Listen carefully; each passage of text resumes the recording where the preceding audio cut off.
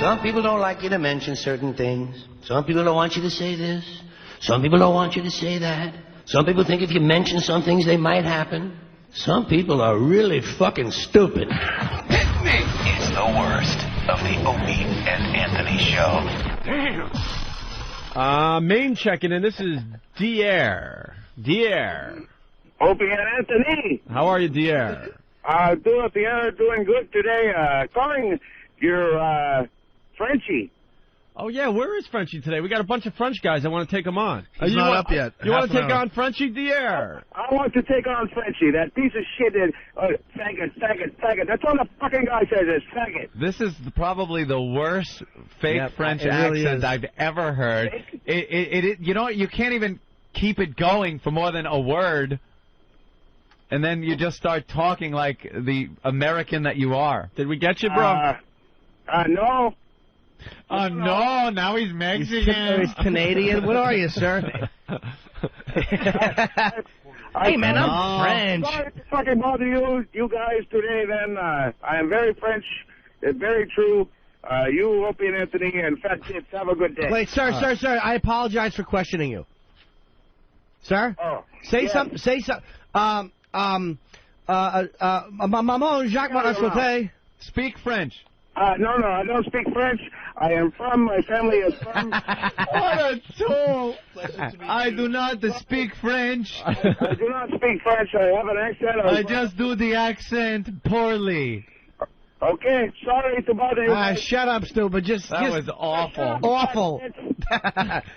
You mean, I am French. See? Well, we do have one guy that's going to take on Frenchie so far. Yeah. We're looking for the new Frenchie. Painted a little thin mustache on himself in the mirror. Little mustache that curled up at the sides, wearing a beret, bicycling around town with the baguette sticking out of the basket. Dragging his hairy-legged, non-shaven under the armpit, twat of a woman around town. Smoking a cigarette tightly clutched. Yeah. Between the index finger and thumb. Judgmental, emasculating woman fingers. Just going, let me, you stupid American. We could do everything if it wasn't for America.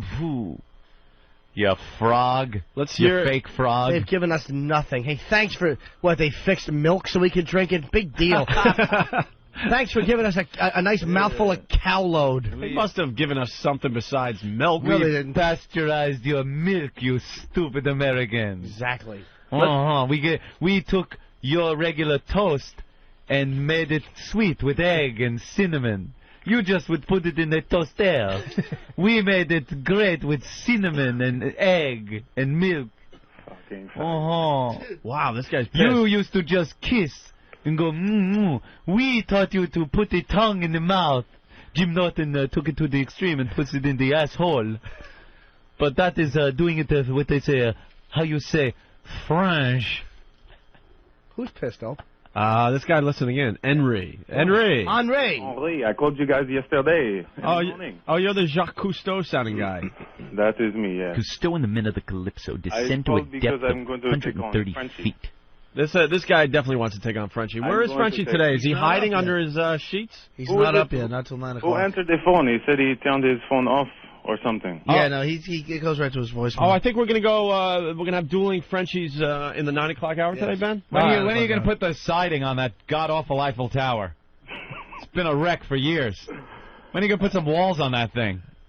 You're welcome for the Statue of Liberty. That is true. We didn't even ask for it. Shut up. All right. Send it over like a gift. Norton is the only one who puts tongues in asses, that fat bastard, anyway. So thanks for that Statue of Liberty, taking it upon yourself to let us accept the dregs of society. Yeah. Give us your disgusting, your broke, you're AIDS-infested. That's not how it goes. Did it say it on there? It should have. You're tired and you're worthless and weak. Exactly.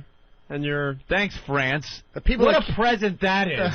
Here, take this, put it at the entrance to your main harbor, and it's a sign that says everyone with huge problems, come over here now.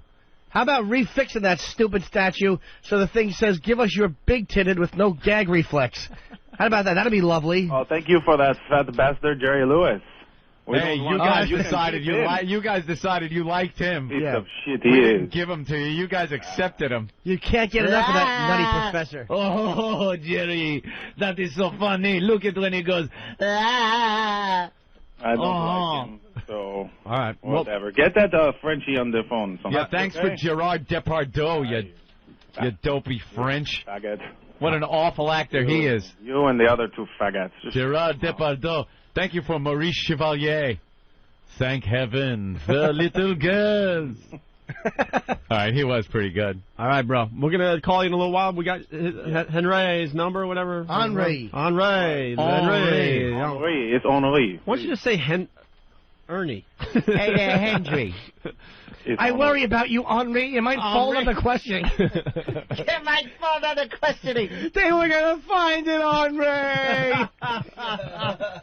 Karens, that is all we have. Call me back when you have that cocksucker on the phone, okay? Yes.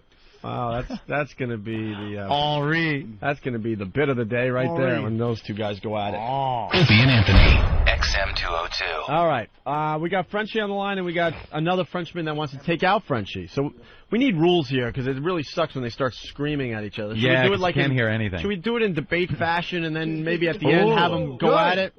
Yes. Frenchie debates? One coward at a time. One coward at a time. Okay, and then the grand finale will let them go at it. Let them go at it together. The whole going at it thing is good, but it's hard to, Should we have an opening statement so they could both assess All right, we can one do it. another? Sure, why don't we do that? All right, we got to go to the challenger. His name's really Ernie, but he's French, so he wants to pronounce Henri or something like that. His name is all scrambled here. Henri. Henri. I want my money, Henri. All right, Henri. Henri? Henri, yeah. Henri. Henri. Are you ready for your opening statement to Frenchie as you try to take him out? Yes. Now, are you familiar with Frenchie? I am. I'm familiar with that. Okay, you've heard him? Unfortunately, yes. Okay, and what do you think about him? Go ahead. He has no material anymore. Every call is faggot this, faggot that, moron this. He's got no material. He never, when you can reach him, he has nothing to say. And he's just a little French faggot. That's it. All right, that's your opening statement? Need I say more? All right, well, very good. okay, he kind of bashed Frenchie when he's down. All right. Frenchie has done a lot for the show, but his last couple appearances, very lacking. Yeah. Very lackluster. We'll see if he could come back now and assess what Henri has said. Frenchie? Yes. The real Frenchie. Did you invite me to dinner with you and your girlfriend last night? Yes, I did. Why? Because we're going to Pomodoro. Right, but why would you invite me? Because you go eat over there every once in a while. You want to kiss my ass because you know your appearances on the show have been lackluster and you're trying to get in a little bit. Not at all. I will not back from that. Why would you invite another guy out if you're hanging with your chick? Well, because we're going to this place, man. It's a good place. I like the food there. Suck it, you. He's like Pepe Le Pew. Okay, let me I will talk take you out to dinner. He didn't make his Pomodoro. I was going to do that old gag, put the spaghetti in my crotch. Ho, ho, ho. Ha, ha, ha, ha. Yeah, just like the German did. All right, so Frenchie, someone is trying to take you out. It's Henri on the other line, and he had his opening statement. Were you able to hear it? Yes, I was able to. All right, and what do you have to say about that, Frenchie? Well, you know what? Who is he? Who does he think he is? He's not French, first of all. Why? You don't think he's French? No, I don't think so. Oh, okay. And why don't you think? Why not? Because he doesn't sound French at all. He's just trying to put a little accent of what he was saying. He's calling him a fraud. Ooh, a French fraud. All right, French quick. fraud, yes. The yellow light fraud. has come on. The yellow light has come on. So give the rest of your opening statement.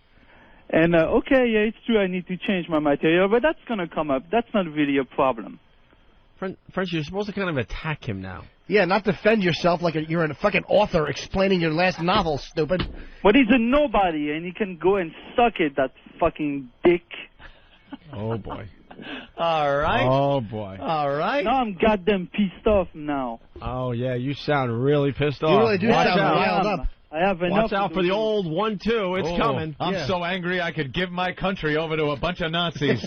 I'm so mad I could put a daisy in your hair and polish your shoe. I don't know what that means. All right, there goes Frenchie. Another guy, Richard, wants in really fast from Texas. Richard, yes? Yeah. All right, what's going on?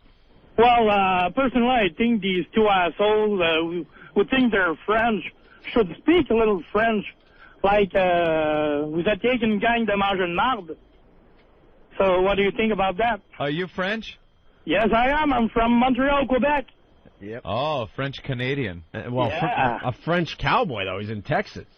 Well, I'm a trucker, so. Oh, a French trucker. Yeah. All right. Just trucking croissants around the country. All right. Let's go back to Henri. Another load of French bread coming in. Oh, here he comes. All right, Henri, that was the warm-up.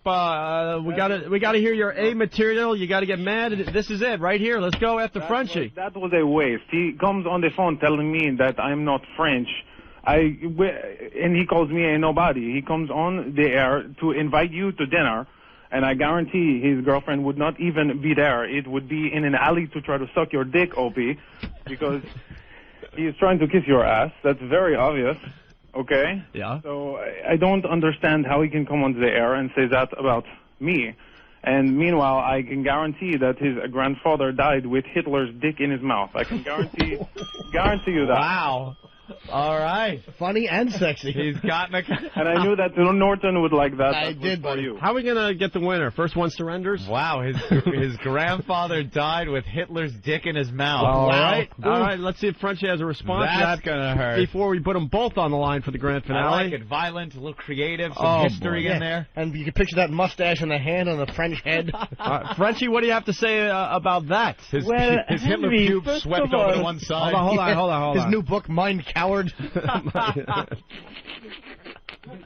All right, sorry, Frenchie. Sorry. Go ahead. No, I messed up. I should have been paying attention. All right, go ahead, Frenchie. Okay, well, Henry, first of all, his father died with his dick inside the queen's pussy because you know what? What? He's a fucking fraud. He's not French, I'm telling you. He's a fucking asshole. But it's radio. Who cares if they're really French as long as we can But you know what? have I the like the illusion. people that try to make believe that they're French when they're not. That fucking fag. I think he is French. I do, I don't too. think so. But make him speak some words of French. I want to hear a whole fucking sentence. Frenchie, you're kind of biting off of your grandfather, you know. Yeah. What do you have to say Hitler. about And that? if he died in a queen's pussy, that's not a bad place to go. No, that's not bad, especially, you know, back We then, know the all queen we was can- still kind of... Better than supple. blowing Ad off while he eats poison chocolate. Yeah, you're, You know. Frenchie, come on, let's go. This is it. Do or die. Well, I'm not going to surrender yet, but I still call him a fraud, and he's an asswipe. That's what he is. Let him speak French. I want to hear it. You don't know much French, you faggot. You tell me like you know me. You don't know me. You sound Italian, you fucking greaseball. Know me, and you want to bring Opie to dinner You to suck fucking his dick. pussy ass. Shut up. Listen to this faggot. You listen to this. At least put a better accent at it, you moron. There is no accent. This is the one I was born with. Yeah, but you Tell me sound I'm really not fucked French. up with it, man. Talk like you They know. probably pelted you when you were in school, You've had speaking 2 like a years little to better faggot that material, and you this are. is all you have? Huh? Little faggot. Go back 2 into years your hole to and material. die. And this is all you have. Yes, Ah, I that have little more than faggot. you do, you prick. How does Opie's balls taste? Tell me that. They taste like your fucking ass, you fag. What Yeah, does your they taste- girlfriend they think taste when you like come home and Anthony's your balls. breath smells like a dick? Yeah, but you look like a fucking dick. Tell me you have a girlfriend, please. What is his name, huh? It's your sister, you fuck. Please, my sister. It's Please. your sister that I was spending on your ass all night, telling her who's your daddy, you whore. Guys, this is How's silly, that, huh? We know who won this one. So, please. Yeah, I am the new sure. Frenchie. It's quite obvious. Right, no, but just You tell have me no one material. sentence Come on in the air French. and call me Come a on, faggot come on, this, you faggot pussy. that, please. You pussy. All right. Give me a Wow. All give right. me a word in French, you All right. fucking All right, hold pussy. on. Hold on. Closing statements. We'll go with Henri first. Henri? I think everything I said speaks for itself, no? I mean, this guy has no material. I come on the air and put him down every which way. He has nothing to say. Every other word is faggot, moron. It's the same shit. 2 years to come up with new material, and he has nothing. So, I mean, Please. This is no contest. All right. And Frenchie, to you. Well, that's not a contest, first of all, and you're a fraud, so you have nothing to say. You can fall back into your hole. Shut up when I'm talking, you faggot. Freak. You fuck. Go ahead. Go ahead. Yeah, you see, I got you, huh, you little whore. Oh, Frenchie making a little comeback. This faggot time to speak, and he doesn't accept. Okay. Well, I'm going to make you my little bitch sooner or later. Don't worry about it. We know who's winning this one. Go ahead. All right. Yeah, but I won already. It doesn't really matter, you goddamn cocksucker. Nothing else to say except stupid words. Please, continue. But I like that. Don't you think so? Well, I want to still hear a little word of French from you, you little fraud. I'm on the air, please. You on the air? What? You sound like the fucking guy from Stalag 13.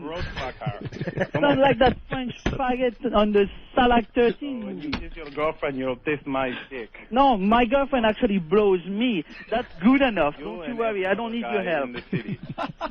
Well, you suck Opie's balls. That's a good one. You son of a bitch. One good line was when Henri said, "What does Opie's balls taste like?" and Frenchie said, "Your ass, you faggot." That was a good line. That was a good one. All right. Well, I do want to hear Henri speak French, though. I don't know if Yes, I really kind of do. I don't know much French. Growing up in France, I went to a school that spoke mainly American, so my ass. I don't know much French at all. My ass. Okay. Okay. Well, how about a little something in French? What? No, I'm asking Henri. I barely know any French at all. Henri, I cannot.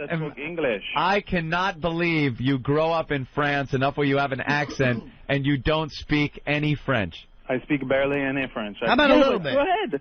Say something, you faggot. Come on, let's go. Something. Do this faggot. There's nothing else to say. Okay, how about this one? Espèce d'enculé, je vais t'enculer ta putain de mère. All right, Henri's on hold. I got to go to Fritz and Dallas. We only have like a minute left in the show. We didn't play What Did We Learn Today. That's okay. Let's say hi to Fritz and Dallas. Go ahead, Fritz. What do you got? How you guys doing today? Good. I can't believe these French guys. They really piss me off. I am so glad that my country invaded them in 1941. You know why they planted all the trees along the road there in France, don't you? Why? Soldiers could march in the shade. and you know why they closed Euro Disney in France, don't you? No. Why? Because every time they had fireworks, all the people in the park jump on the fucking ground. You moron. Both of these guys, I can't believe it. You know, where I was living is like 20 miles from the border of France. And we used to go in and beat up French guys just for the hell of it sometimes, you know. And you know what? Hey, listen, buddy. You know what the French... It was so easy to do, you know. Yeah. Well, hey, listen what I have to say. You know what the French, they knew what they were doing when they sold Louisiana to America, you fucking cocksucker. Well, you know, in Germany at least... A Louisiana purchase joke? Wow. We got some good music that comes from Germany. What rock bands do you have come from France? And no need for inbreeding rednecks, you cocksucker. I think we're done. Back in the 1960s with the fucking... No need All for right. inbreeding... And there they go. All right, we'll make a decision tomorrow. No, Frenchie won. Frenchie came back Yeah? in there. Yeah, Frenchie's title is still safe for now. We'll do this tomorrow. I think we're out of here. I think we're done. Done? I think we're off the air. All right. Done? I hate that they can do that to us. What was the last word that was said today? What? Who? That ought to hold the little fuckers. The worst of Opie and Anthony. Ugh. I wouldn't order this shit either. You suck. Here's Opie and Anthony when they're not awful. Okay, terrific. The worst of Opie and Anthony. No more of that. It's bad for you. Frenchie's on the line, Anthony. He has a problem with one of the members of the Opie and Anthony program. This is the old Frenchie, Anthony. Hey. Hey, Frenchie, what's going on? Hello, guys. How are you? I have a little problem with Martini Steve. Oh, he's got a problem with Martini Steve. Where is I don't like... Oh, wait, hold on. Martini Steve is... Oh, I need a little volume. Oh, sorry about that. There he comes. Martini Steve. All right, Martini Steve's in the studio. Steve, because I know how you could get, at least let Frenchie talk for a few seconds. I want to see why he has a problem with you before you absolutely lose your mind. Yeah, okay? I can't figure out why he would have a problem with Steve. Why? I don't think there's much interaction there, but let's hear. Frenchie, what's your problem with our own Martini Steve? But where does he get his clothes? His what? His clothes? What he wears. Closes? His closes? Yes. His closes. Oh, my closes. What yes, you look like a fucking fag, man. Why have you chosen to kill yourself this morning? Because you will not be living 5 minutes past these comments leave your mouth. But listen, well, where did you get this fashion? You like to hang out in Is he in the building? now? Because if I find out, dude, I'm not in the mood to be fucked with this morning, really. Really? Why? Wait, let's hear what Frenchie has to say. No, let's Steve. not. Let's find him and kick his teeth down his throat. Frenchie, what's wrong with Steve's closes? Yeah. I think that I know where he gets his horrible clothes, because he likes to hang out in truck stops. Yeah, like to get I fully gangbanged admit in that the I bought the bathroom. shirt I'm wearing in a truck stop, you fucking retard. You like it, huh? When a bunch of big black people get there and get you in the ass. Dude. And get you flop your fat You're ass. like flailing. Oh, Huh? you suck. You Yeah, know but what, dude? They make you Not drink water the right from morning. The bathroom, you bitch. What? Wait, what did he say? They make you drink the water from the bathroom, while you get ass raped by a bunch of goons. What's his problem? First of all, there's not a lot of black people in the truck stops, and not a lot of goons. No? No. How about those bunch of rednecks from, Texas or from down Louisiana, when they speak a little French, they say, "Who's your daddy, huh? Who's your daddy, you big bitch?" What? Why do you have a problem with I can Martini only Steve? assume that he has been diagnosed with some crippling, debilitating illness, and he's looking to euthanize himself as quickly as humanly possible, because this son of a bitch is looking to get the shit kicked out of him. That's not gonna happen. I've stood in the room next to you. You are as nice as can possibly be. On the other end of the phone, you grow a big, hairy sack. Yeah, because Frenchie is the biggest wimp in person. Yeah. The But biggest I'm a wimp. nice person. All right, yeah, you're very nice to me, and you've invited me to your restaurant a number of times. Having said what you have just said this morning, if I see you again, I'm knocking your teeth out. Yeah, Frenchie, you're not going to be able to ever come by and say hi. I know, now. he'll kill you. You understand that, right? Because Steve isn't messing I was around. just doing what I was supposed to do. Yeah, but there's no reason to call here and bother Steve about his Harvey Firestein wardrobe. There was a good reason behind it. Horrible clothes. Frenchie, who called you this morning and told you to fuck with me? Your little girlfriend next to you, Ben. Yeah, of course. Wait, Ben's involved with this? Of course. I can only, he's the one who... Frenchie has never had a problem with me in the past. I can only assume King Instigator had something to do with this. Who is your daddy? Who is your daddy? He's afraid. He really thinks he's going to get his ass kicked. Stop it! I'm shitting in my pants. Stop whining. All right, hold on. Okay, I'm surrendering. All right, hold on a minute. Hold on. All right, Max. What's up? Max the trucker is on the line, Yeah, and he has a problem with Frenchie. Go ahead. Yeah, this is Max, the pissed off truck driver. I want to fucking zip tie this asshole to the grill of my Freightliner, drive down the road and use him as my personal bug shield. Why don't you come by me and I make you my little bitch, you cocksucker. Faggot. Yeah, come by with your big truck. My sister-in-law's got a couple of poodles. I put you under the hood and I piss on you, you fuck. Ears, you queer. You stupid bitch. Look I at love yourself. it. I love it. You know, I love seeing these old World War II movies. Go back into your road, rolling you across France, cocksucker. fucking blowing up everything. Where are you driving right now? In fucking Texas. Why don't you drive up the road? All right. Hey, why don't you next time you see a deer, why don't you hit it, you fuck? Bunch of stupid weirdos, man. Not to mention half your country. He's trying too hard. Yeah. Max or no, Frenchie? Yeah. Yeah, Frenchie. What? I don't know, man. I don't know what's happening with you. You seem to be trying a little too hard. No, I'm not trying that hard. And now Ben is setting up bits for you. What's going on? Doesn't seem to be natural. No. He called me all upset that he was off the show. Oh, really? Yeah. So what, you decided to... No, I just said to attack Steve. I thought it'd be funny. Well, But you tell him to call Steve up. would threaten to Lethal. kill him. No, Steve will now kill him. Sink my teeth into my throat? That's nice. Thank you. All right, Henri. The real Frenchie is here, yes. This stupid asshole. Why you talk to this jerk-off anymore? Huh? Listen, you fucking Italian faggot. asshole. Come on the phone. Go back I want to to come back on the fucking show. I was Italy beaten and the other shut the day. fuck up. like a long time ago. Jesus Stomp over me. I waved the white flag because I'm a little What kind of faggot. French accent do you have? You fucking douchebag. You are done. No, you done. No, you are not allowed to call the show anymore, you little faggot. You Put have the a white fucking flag stuck accent, in your you ass, dick. you faggot. God damn it, shut the head up, man. A white flag sticking out of your Yeah, ass. well, you're gonna have a black flag sticking up you fucking ass. You fuck. He goes back at the Marion comebacks, where it just repeats what you said. It's awful. There's nothing to say. See?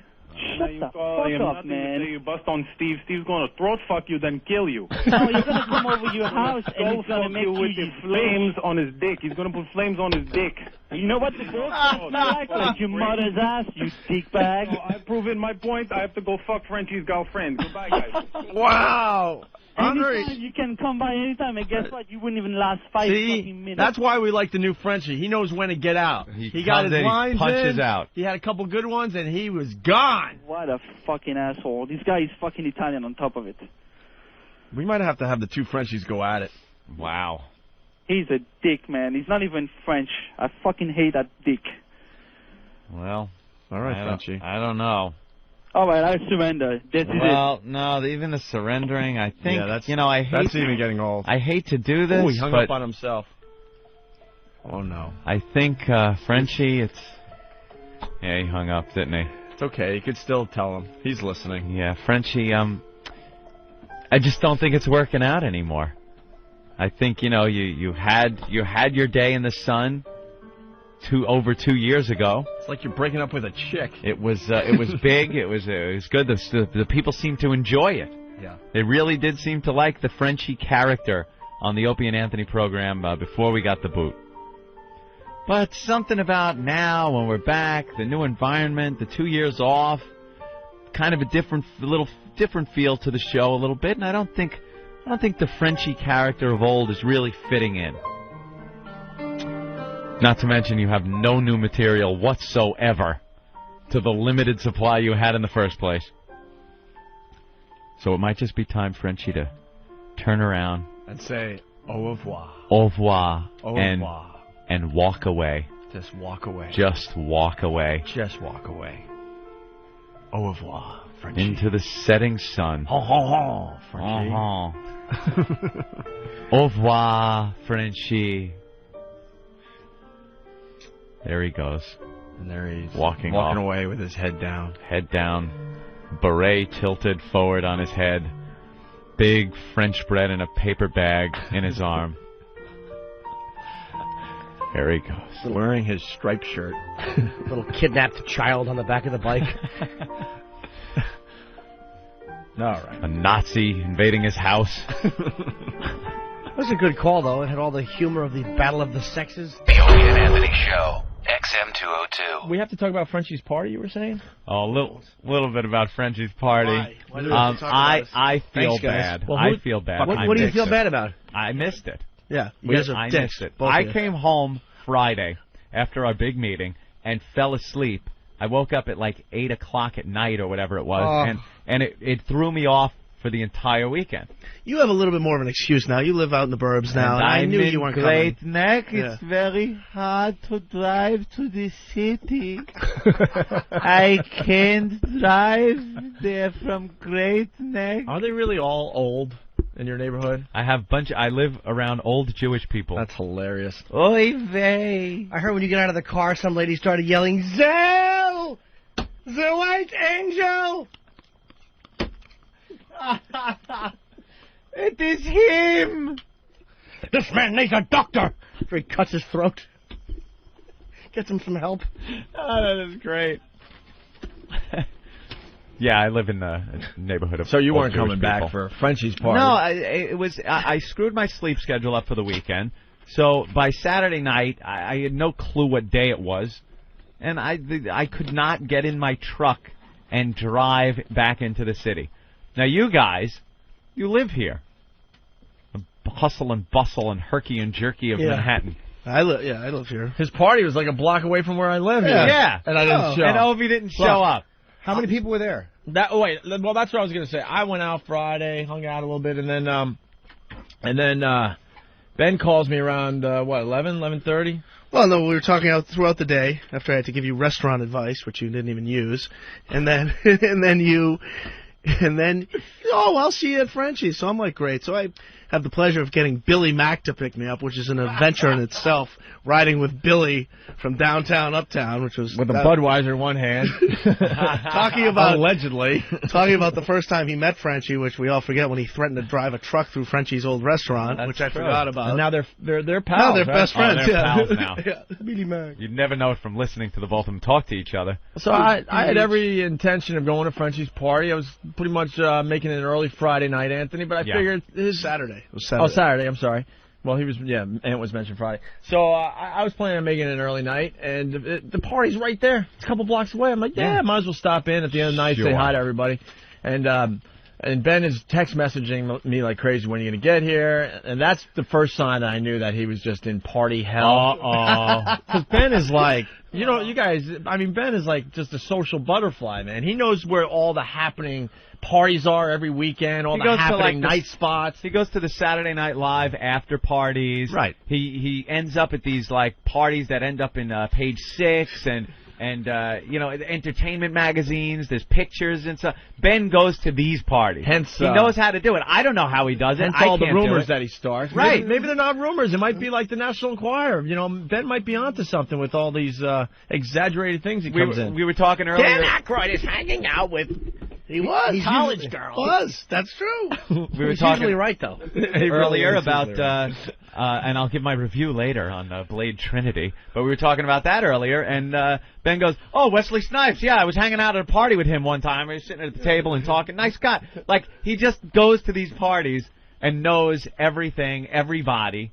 Wesley Snipes. Yeah, Wesley Snipes. That was years ago at Moomba, 7th Avenue. See? Yeah. See, he knows. Yeah. He knows. So he knows everybody. Yeah. So then he's at Frenchie's party. I show up to Frenchie's with Billy, and we walk in, and I see Kev sitting on a chair, some French guy who's talking about serious stock, Frenchie and his girlfriend. I'm like, oh, and the lights are on bright, and there's no music on, and I'm like, oh my God! And Ben knows how to now all the happening parties. The lights got to be dim, Ben. Look, well, you're talking to Ben, who throws his own birthday party every year. Ben knows how to throw a party. Yeah.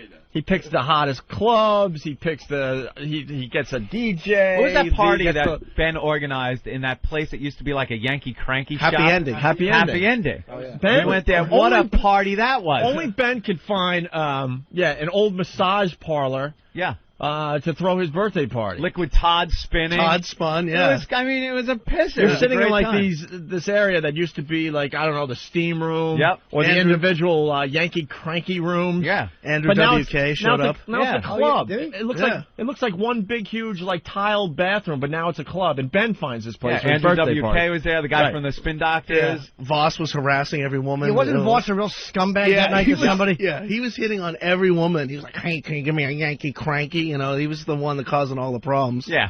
But it was a great party. Had a great look. Yeah. It was one of those nice, cool Manhattan parties. Yeah, made the newspaper. It made Page 6. Yeah, and that's what it's all about. When Ben throws a party, he just knows how to throw a party, and everyone wants to go to Ben's party. Knows how it's Ben's birthday parties is like there's like velvet ropes and there's the doorman and there's a line. And it's like, but I know Ben. Yeah, I don't give a fuck. You're not dressed right.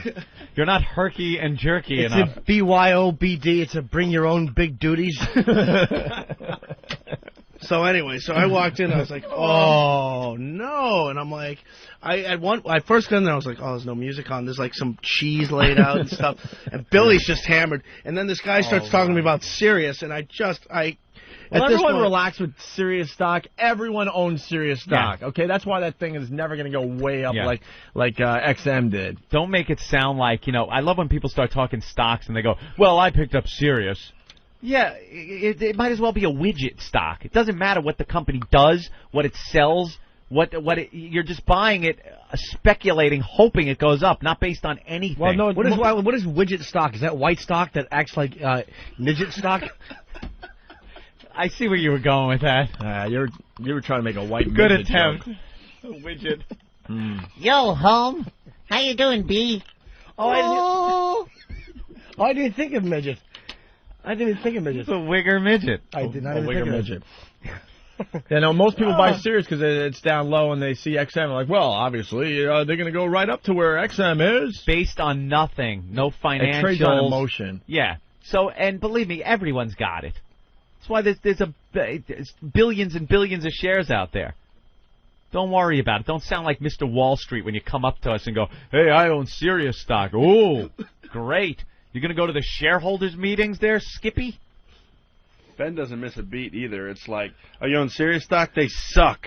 Yeah, they didn't pay me for months. That's what I told him. He's like, oh, how could they not pay you? I go, trust me, I know 5 other people the same thing happened to. I've been looking at the financials. Shut up. Probably gave the guy 45 minutes of inside dirt.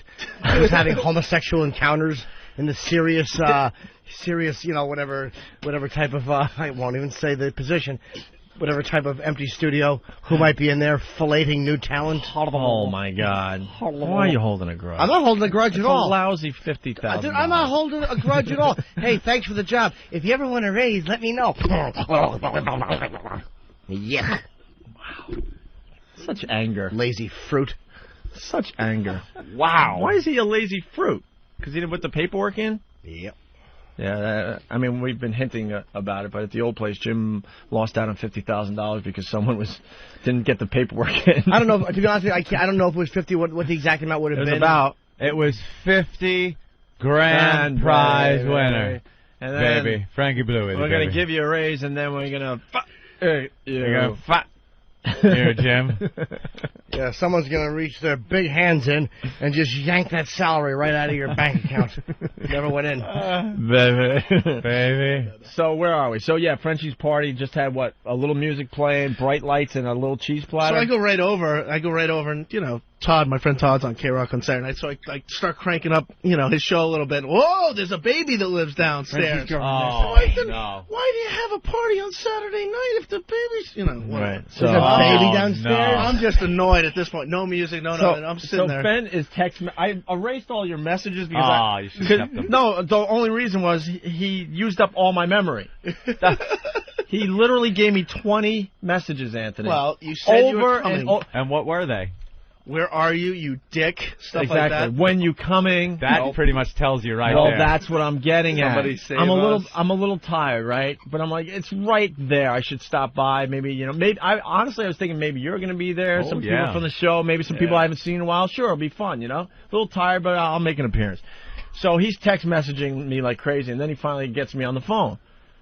He goes, "Where are you, dick?" And I'm like, "Ben." I swear this is exactly what I said, because I hear no music, no talking. I go, Ben, it sounds like there's about 10 people there. He goes, that's about right. I'm like, and that's when I said, I'll be right over. You told him you'd be right over? Jokingly, like, yeah, I'll be, I'm putting my shoes on right now. Yeah, sure. And then all night long, the text messages It was because then you're trying to find it out. So I'm sitting there with Kev. Well, is it true that Earl, who's the most boring person alive, stayed for 10 minutes? Earl showed up. What? It was like 6 minutes. It was enough time to stuff down a piece of cake. He didn't even take off his coat. And Earl is always looking for something to do. Oh, yeah. Because he's very lonely, has no friends. He's always looking for someone to eat with or some hang out with. Ear to babble into. So if he stayed for 5 or 6 minutes, you know it had to be just a complete drag. Where are you going, Tuma? Earl walked in, and then he yanked the honeybees over, and everybody got stung. So how'd you get out of it? You, Red. I don't remember how I started to work out of it, but I said I had to go do something else, and I used Earl Anthony as an excuse. I don't even remember. You stayed. What the hell did you do after I left? I stayed for a little while just to... And did anyone else show up? Because Frenchie's like, oh, more people are coming, more people are coming. And Ben takes his weekends very seriously. Of course. And then he gets a hold of me yesterday, and he goes, it ruined my whole weekend. Oh, Ben. It ruined my whole Saturday night. Oh. It was just you know.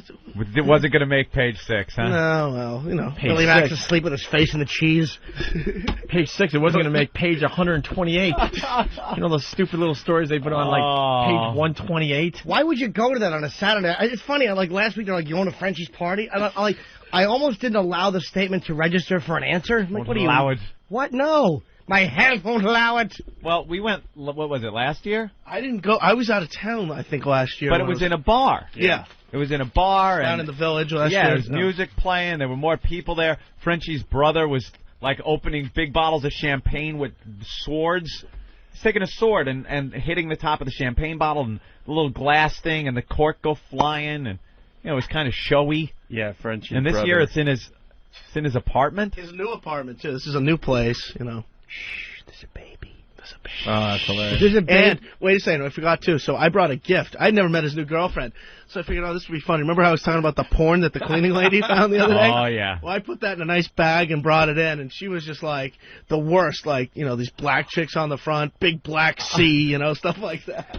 So I think, oh, you're so nice, a gift. He's opening thoughtful up. gift. By the way, if you're ever at a party and you're afraid you're going to wake the baby, you know how you solve that? Just watch the last 5 minutes of Caligula. That's how you take care of that little pesky brat. Oh, Jesus. You grab it by the feet. Oh, it's the same guy that tells me, off air, I really would like a girlfriend. Yeah, exactly. If she gets pregnant, we all know what's going to happen. Oh. Trips a daisy down the steps. Trips a daisy. Hey, this is Keith the Cop. While you're listening to the worst of Opie and Anthony, I'm watching Tippy Tom shit in the garbage. He's up on the gay shit. Oh, Jim. The worst of Opie and Anthony. Look who's in the studio. I see. Frenchie. Mark, Frenchie, you're Hello. back.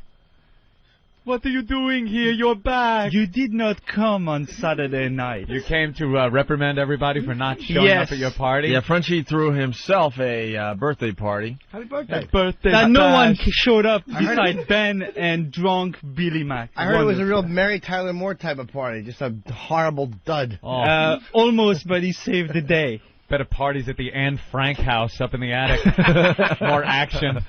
Shh. Well, he took a page out of downstairs. He took a Happy birthday to you. Happy birthday. Shh. We don't have. They're coming in. We don't have any candles. Blow some dust off my finger. And then the stupid uncle. What did you wish for? You fag. The sound of jackboots downstairs. Where is he in the closet? Shh. Tell me what you wished for. I just want to run through a field. Well, I don't think that will happen. You'll die 2 weeks before you get out of here, stupid. It was the Anne Frank party. Yeah, because there was a baby sleeping downstairs or something. Is that right, Mark? Well, yeah, downstairs, yes. It's downstairs? Yeah. So you were telling everybody to be quiet? Well, pretty much so, yeah. It's not my apartment, so yes. They will hear you. Hey, what are you going to do on the 31st? You going to write Happy New Year's on a paper and hold it up at everyone else at the party? That stinks. Pull out all the little metal things in the noisemakers that make the sound? Yep. Yeah.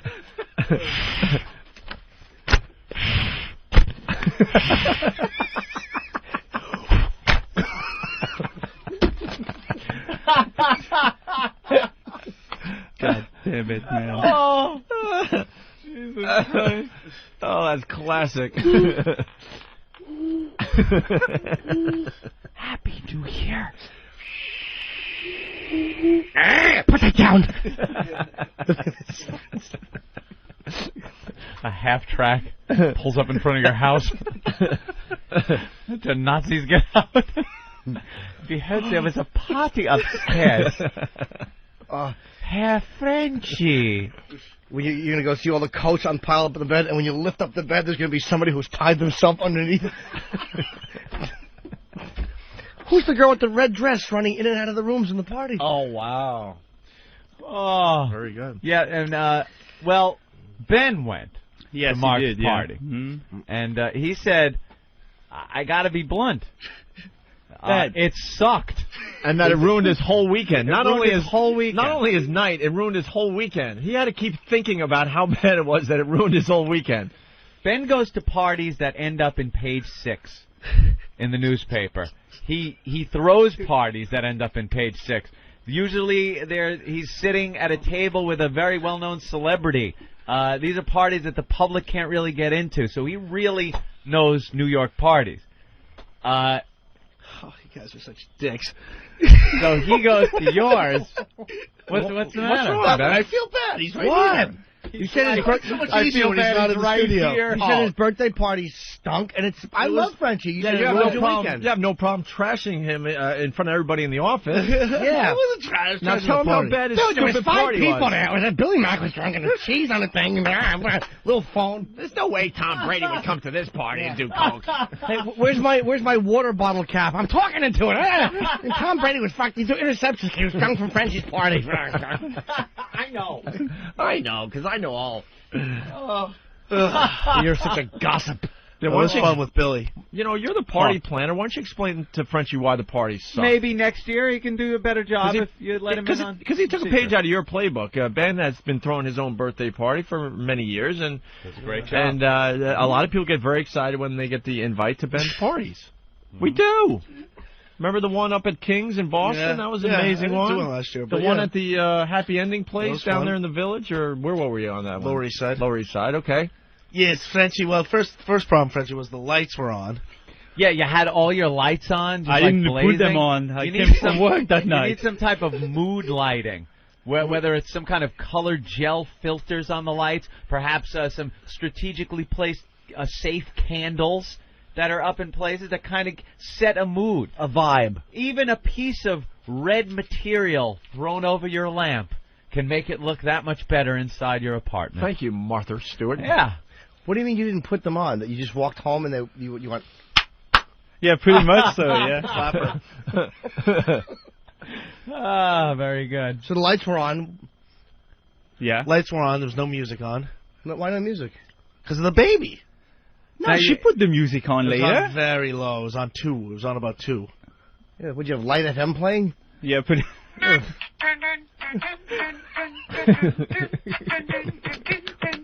This is great! I mean, this is great. You were nowhere to be found, huh, you fag. I was home sleeping. Yeah. And I was, Opie's the one that was Opie right lives down the 2 blocks block. away. And he's telling me that, yeah, they're going to come by. Well, they're going to come I by. knew Anthony. If it was on a Friday night, I could see Anthony coming. I'm but in now that Great you live Neck out, now. yeah. I can't go out at night. I figured as much. He wasn't coming.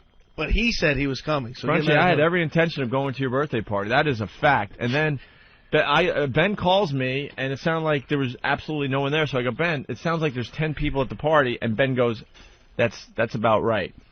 Frenchie, how many people showed up? With me included, 8. Wow, with you included. Now, you and your girlfriend included. Yeah. So you're talking 6 guests.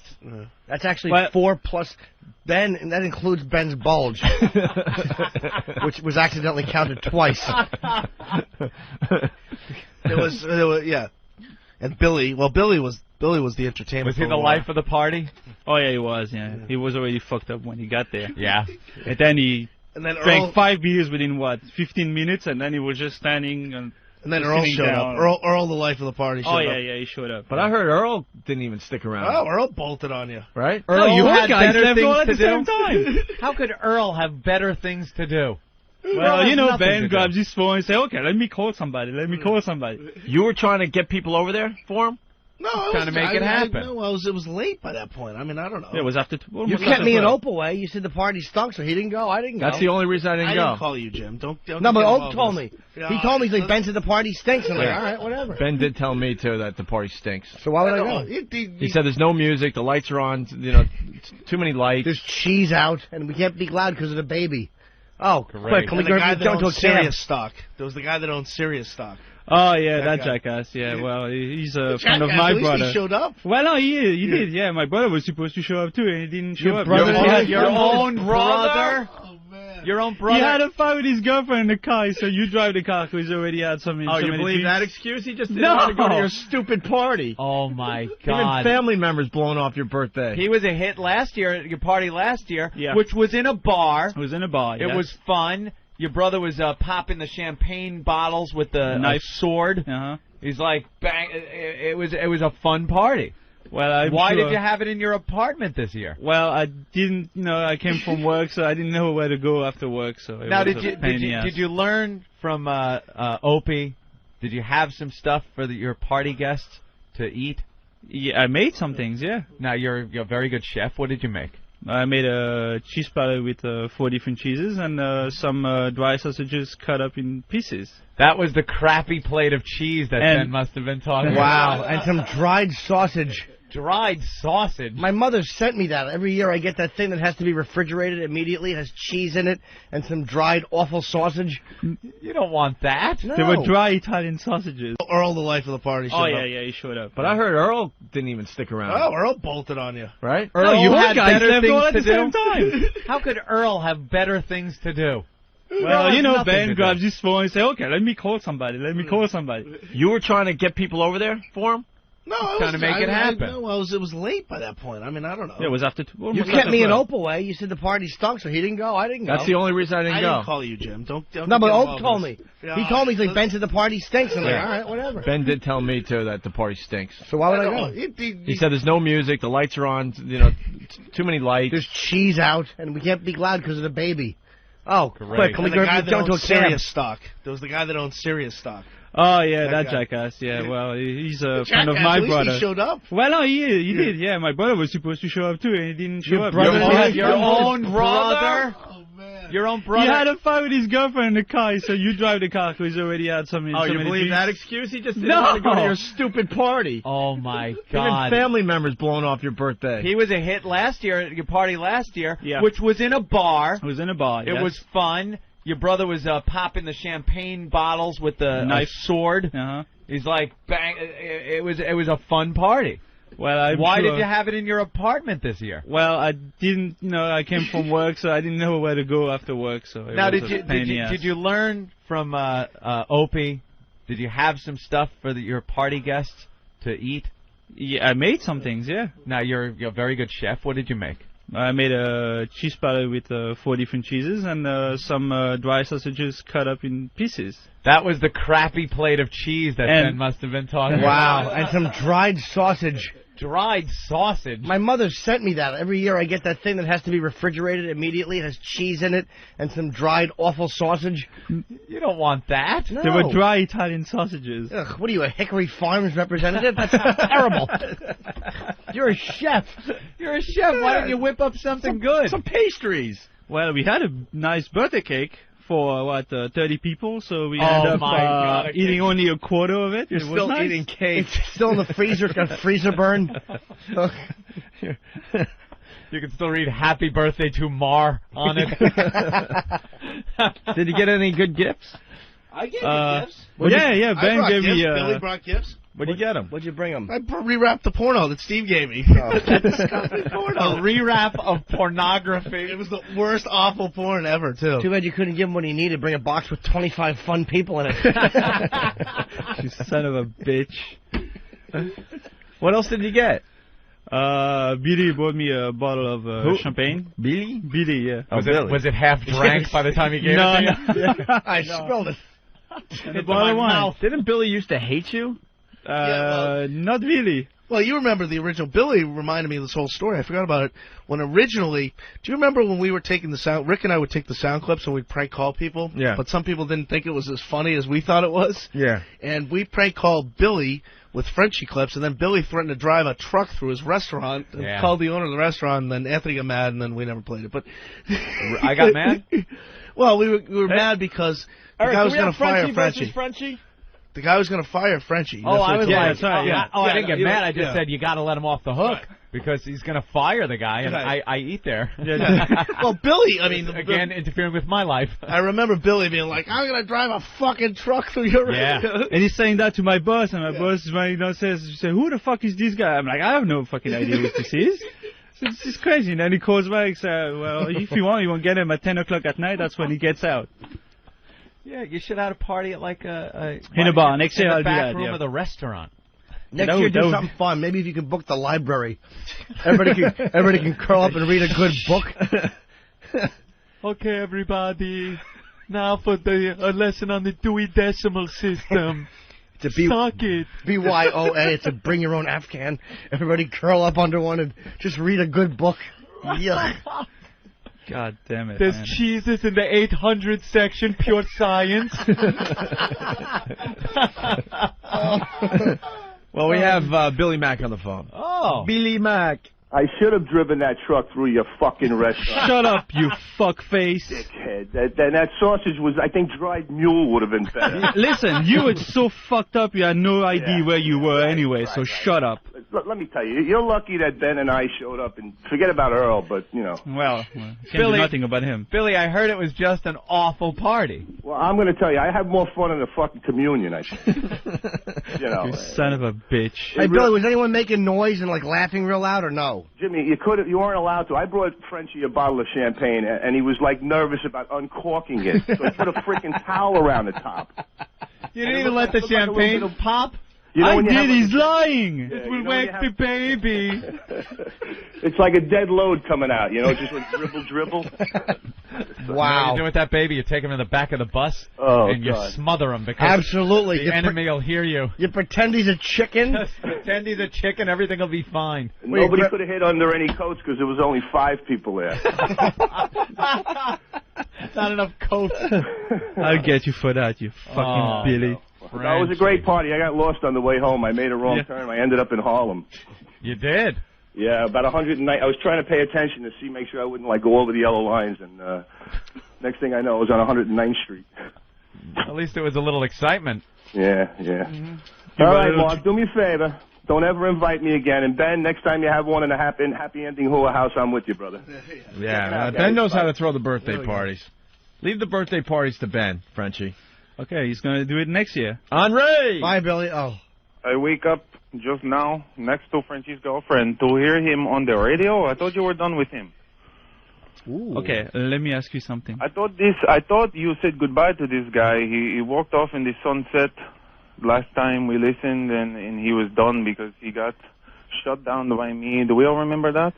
I remember. And now he's back in the studio? I don't understand. Yeah, that's why you're behind your phone and I'm here, so why don't you come over and suck my dick, you fucking fag? Because I've already had my dick sucked this morning by your girlfriend. I woke up that's and right. in the bed. She's there right now. It's going to be hard to do when you're in California. You in a little while and pay for her cab and send her back. Why don't you shut your hole, you fuck? Piece of shit, throw a party, no one comes. Shit. Why don't you come over, you piece of shit? Stupid asshole. Put a better accent, you fuckface. This is the only accent I have, you fucking prick. So I'm you fucking prick. I'm going to ass fuck your girlfriend. Anytime. Send her back to you to your lame party where no one shows up. With your 2-inch dick, you can keep it between your legs, you fucking fag, like a little dog. You like a little dog, like you get beaten. Oh, he's gone. Henri knows when to punch out. Yeah, Henri. People wondering if Frenchie was serving donkey sausage at the party. No. And others suggesting that perhaps Fallujah is more fun than one of your parties. Do you feel bad that no one went to your party? Yeah, a little bit, but that's okay. It doesn't matter. That's why I have another year after that. It's my party and I'll cry if I want to. It's like you look forward to it. And then when do you finally realize that it's going to be a night of friendless humiliation? Like at what point when people are starting to come, like, wow, everyone's just running late, it's cold. I will lure people with my good food. No, when did you realize, though? Like, what time did the party start? Yeah, when did it start getting uncomfortable where you're pacing your apartment going, no one's showing? 11:30. What time did it start? 10. And then 11:30, you're like, what, no one's coming. My party is a flop. So when did you realize? Yeah, 11:30. 11:30 was like, this blows. You threw the heaven's gate of parties. Let's go to John in Jersey. Hey, John. Hey, what's going on, Happy birthday Hi. to me. Hey, Happy Hold on, John. birthday to Frenchie. I'm all alone in front of my cake with one candle in it.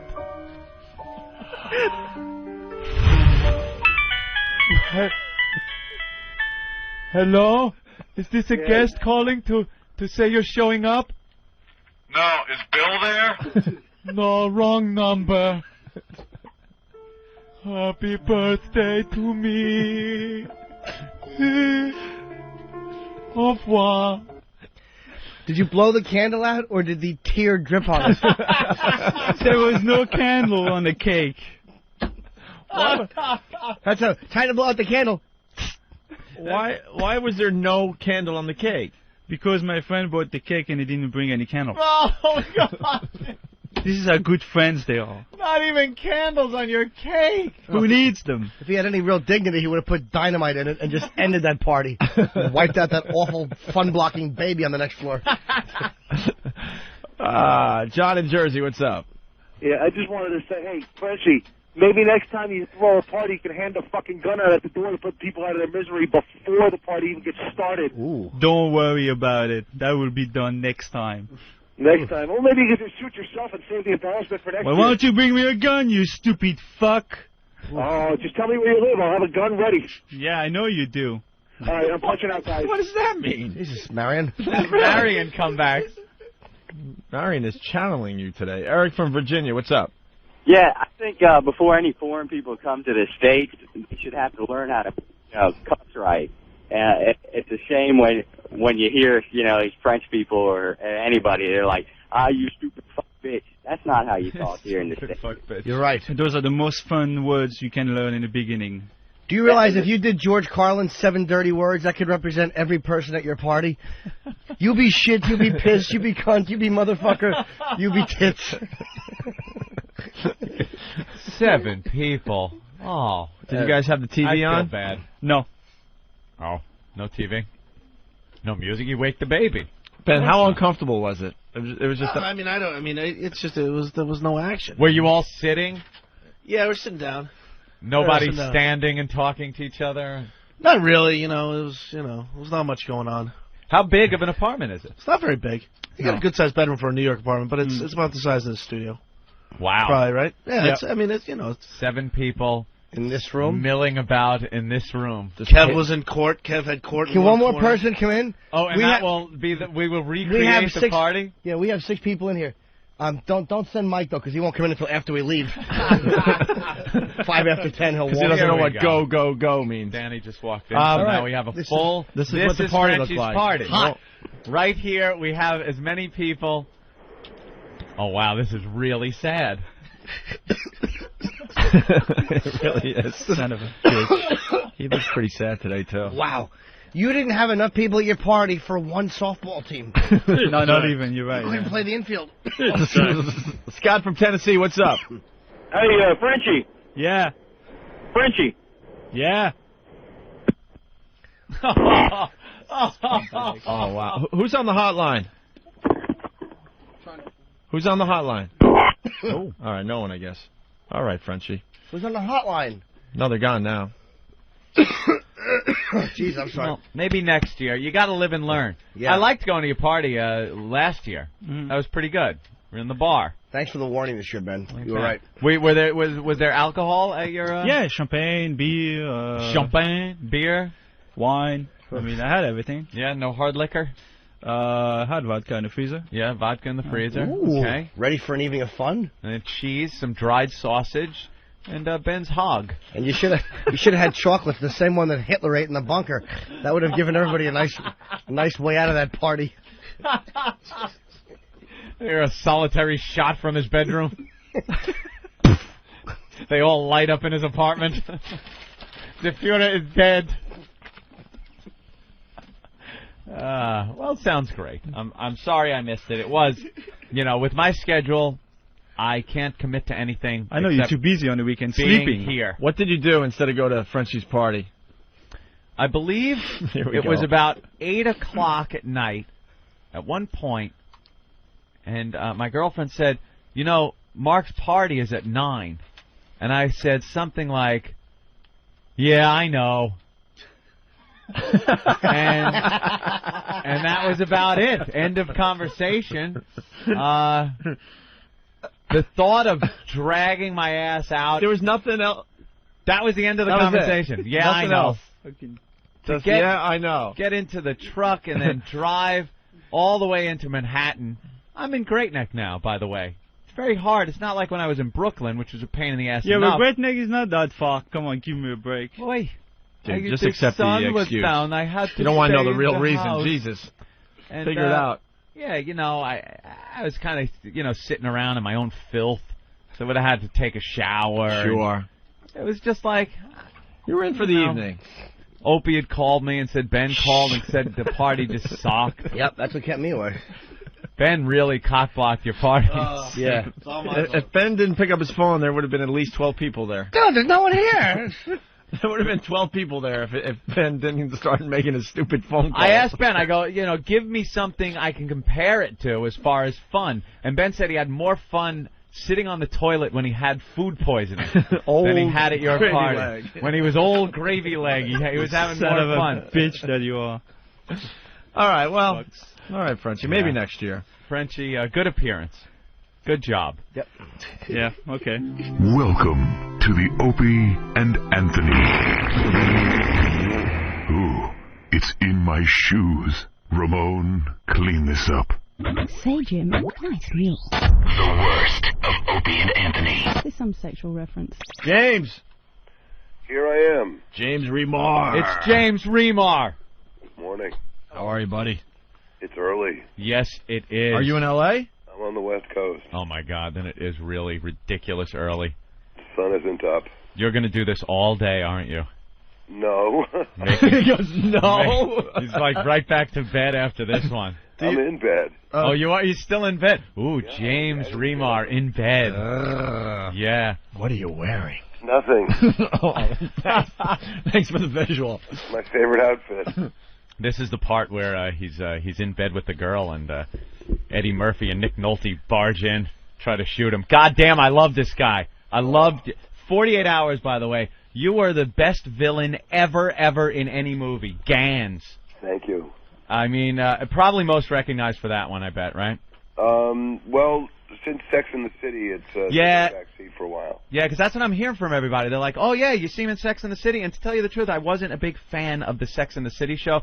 A lot of chicks watch that. But I would go, oh, that guy, well, no. I'd rather be more popular with them than you anyway. Of course you would. We're in the Warriors, too, right? Yeah, he was in the Warriors. Yep. Wow, he was the guy that was like, oh, why are you trying to pick up the chick in the park, you idiot? Stay with your boys. And then he gets handcuffed to the bench, and the cops come. The lust factor. Yeah, I know. You couldn't keep it in your pants. Well, I could. It's just it was pulling me in a certain direction. What did he do on Sex and the City? Ben knows. You watched that girl show, didn't you, Ben? Opie does too. He has a girlfriend, and he watched it with her. Exactly. Let's just put it this way: I gave up on Sex and the City. He got to bang Kim Cattrall on the show. One of the many, I guess, that banged Kim Cattrall. But I did it consistently. Oh, you were like the steady kind of? Yeah, I was a boyfriend. Yeah. Did you have to do scenes with her, kind of naked in bed? Kinda, yeah. It was completely naked in bed? Well, she looks really hot for her age, man. Oh, so do I. Wait, we already had gotten to that, James. We were talking about that. You laying in that Hollywood bed of yours right now. Actually overlooking Hollywood Boulevard. Ooh, from where the premiere was last night. Oh yeah, you're in Blade, right? Mm-hmm. I love the Blade movies. 1 and 2 were great. What's the spin on this one? This is how do you mean the spin? What's like the storyline on this one? Well, it's a Blade movie. It's vampires versus Blade. And what are you?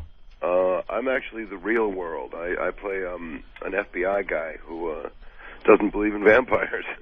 Really? And then I guess you kind of get convinced. Yeah, at the end, I'm convinced, and it's just this incredible body count. And could you give us the ending of the movie? I'm convinced. He's convinced. We're all convinced by the end. That's the end. You didn't have to learn any sword play like the rest of the guys, did you? Unfortunately, not. That would have been great. That is pretty cool, man. They're swinging those things around. Those movies are really good. That would have been a blast. I'd love to have done that. Is everybody else from the other movies, aside from those that saw sunlight and burnt away, are they coming back? The ones that are all ashed away already? Yeah. I don't know how they could. Well, not them. The other ones, though. Like, what's his name is in that? No, Wesley Snipes, I know. He's like the star. What's his name is coming back? What's his name will be back. No, Wesley Snipes, I know. What's his name and who's her face? They'll both be back. No, who's the Bobby McGee author guy? Oh, Chris Christopherson. Christopherson. Okay. I can never remember that son of a bitch's name. God. He has nothing but nice things to say about you. Oh, and I badmouth him like that. I know him as the Bobby McGee author guy. What a dick. And I'm gonna remind him because I think he's gonna be on our show in the coming days. Is he really? Chris Christopherson is. He's in it. He's back, so he's back. We'll see the whole cast. Very good. What else are you working on, James? I'm doing North Shore for Fox. We're finishing up the season over there in Hawaii. I'm going back this morning, actually. Cool. What a life. You know, I know. We were in the middle of playing Guess What's in My Pants with a fatty from Jacksonville, and we interrupted the call to talk to you. I don't know if that's a good thing or not. Hey, sure. Is Gans and the Warriors, are they like the things that you're most recognized for? Yeah, it's like, well, with old guys like you, now the the kids. Now the kids. Well, no, it's like I was saying. There's a few James Remar fans out there who know everything, but most everybody pretty much knows the Warriors and the 48 Hours, like you said. But lately, Sex and the City gave me a new level of recognizability. Yeah, I mean that's good. Also, you didn't get typecast and stuff because you were pretty much the premier bad guy scumbag of the '80s. Yeah. Well, there are some lesser-known flicks kicking around, and where I am scumbagging it around pretty I've been happily. wanting to ask you this for a long time. When you shot Luther on that bus, did you shoot him just because he asked the girl if she was okay, and you said she'd be okay? I always wondered if he didn't ask, "Are you okay?" would Gans have shot him? History, man. Who can tell? What a dick question that was. I think he needed shooting. I think so he too. did. Very At good. a particular point, he really needed shooting. Wait, someone wants to say hi to you. She might have been with you. Yeah, she might have been with you. Oh, girl. Nice. Janine, what's up? Hey, I just wanted to say hi to James Remar. I'm such a big fan since the Ajax days. Oh, cool. I'm a fan of Ajax. yours, too. Oh, my God. Hey, Ajax, lighten up. That's all we say at my house constantly. Constantly. That's it. What a household. Yeah, we're losers. We're losers. That's funny. We're chasing each other around. Chasing each other around the park. Hey? Yeah, I'm sick of waiting for trains. That's all right. As long as you don't live with a black guy and yell riff. Riffs. They were cool. Oh, my God. Hell yeah. I had no idea you were going to be on the show. I almost drove off the road. I'm so glad there was an accident on 135. I think we got to start promoting the fact that we're going to have big names on our show. I know. That would be good. Very cool. All right. Thank you, Janine. Thank you. All right. I think James can get back to sleep now. We got Blade, Trinity. I've been asleep this whole time. Yeah, I know. Well, that's why we're saying go back. No, not just kidding. It's awesome. Check out James and Blade Trinity. Yeah, please do. When does that come out? Or today? Is it out? It comes out today, right? Yeah, I think today's the opening date. Is it getting good reviews? I don't even know. Beg pardon? Is it getting good reviews? The movie? Hell yeah. Blade movies are huge, man. I'm just asking. Well, they're huge. Don't be an ass. I haven't read the reviews. We just saw it last night, and it's full of action. That's for sure. All right, good. Cool. Thanks a lot, James. Okay. Thank you. Thank you. There he goes. Bye-bye. Bye. Take care, man. James Remar. James Remar, dude. This is what an idiot I am. Like, I saw the picture, and I didn't recognize that he was Gans. Or Ajax. I had no idea. So I'm looking at the thing. I'm like, oh, this guy's got like 75 credits. It's great. Gans was the best character in the movie. Yeah. Nice gun. And he just shoots the guy. Yeah, oh, yeah, he was a... just a scumbag. Just a Didn't creep. care. Him with the Indian guy with the big knife. Oh, movie's great. For 7 cents a day, you can get Opie and Anthony. Or feed this little kid with the flies on his face. But you want to laugh, don't you? You don't want to be depressed watching starving children. So turn them off and turn on Opie and Anthony. And we'll send you a photo of the child you're helping in the outfit of your choice. The Opie and Anthony Show. Here's Opie and Anthony when they don't suck. Good for what ails you. What? The worst of Opie and Anthony. Hey, we got that guy from 98 Degrees calling in a few minutes. We're starting to get guests on the show, Anthony. Have you noticed? I have. Slowly but surely. It's that guy. It's Jeff Simmons. Yeah, it's not Nick Lachey. Yeah, exactly. Well, that's why I said that guy, and then I'm thinking everyone's going to just stay tuned, thinking they got Nick, and they get Jeff instead. We get like the other guy from Wham guy. We always get the other guy. Yeah. Whatever his name was. The hell was his name?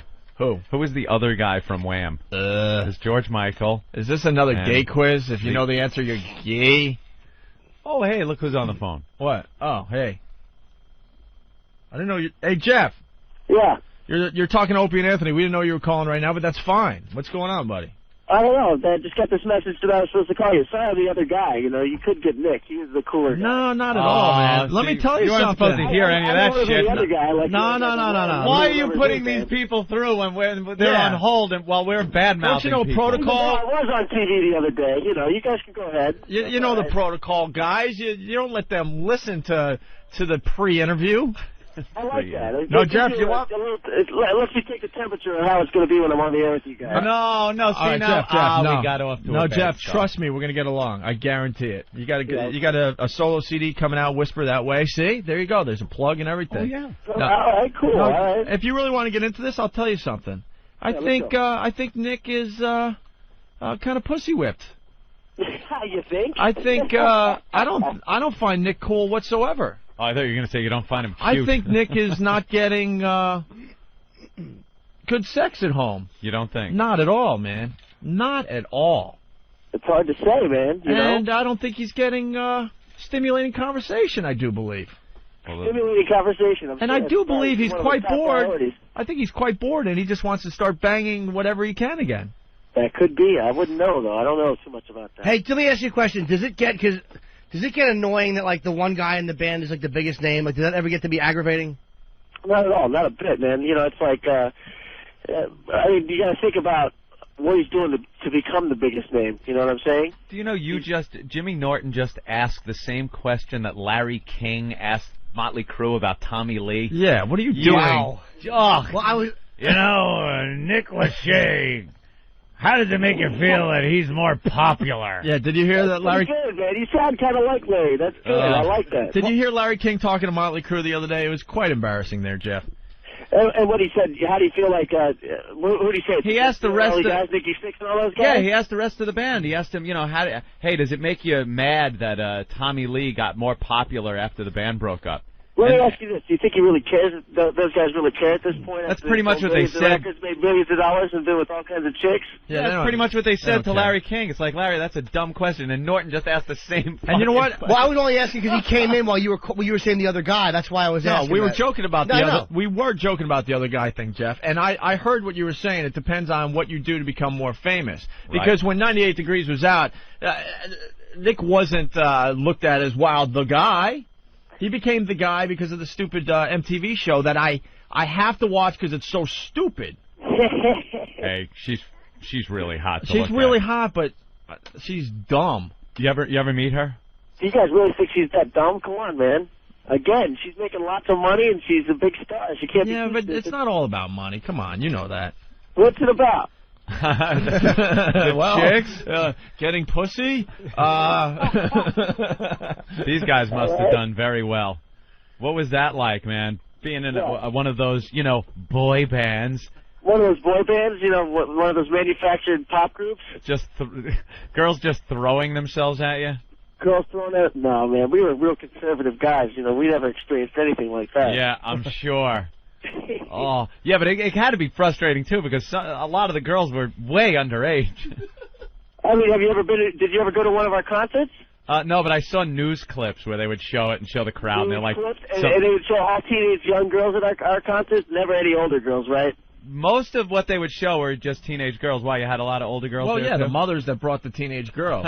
Were you banging a lot of the mothers, the hot mothers, the MILFs? I refuse to answer that under the grounds that it may incriminate me. Yeah, that's true. Jeff, is this your first solo record?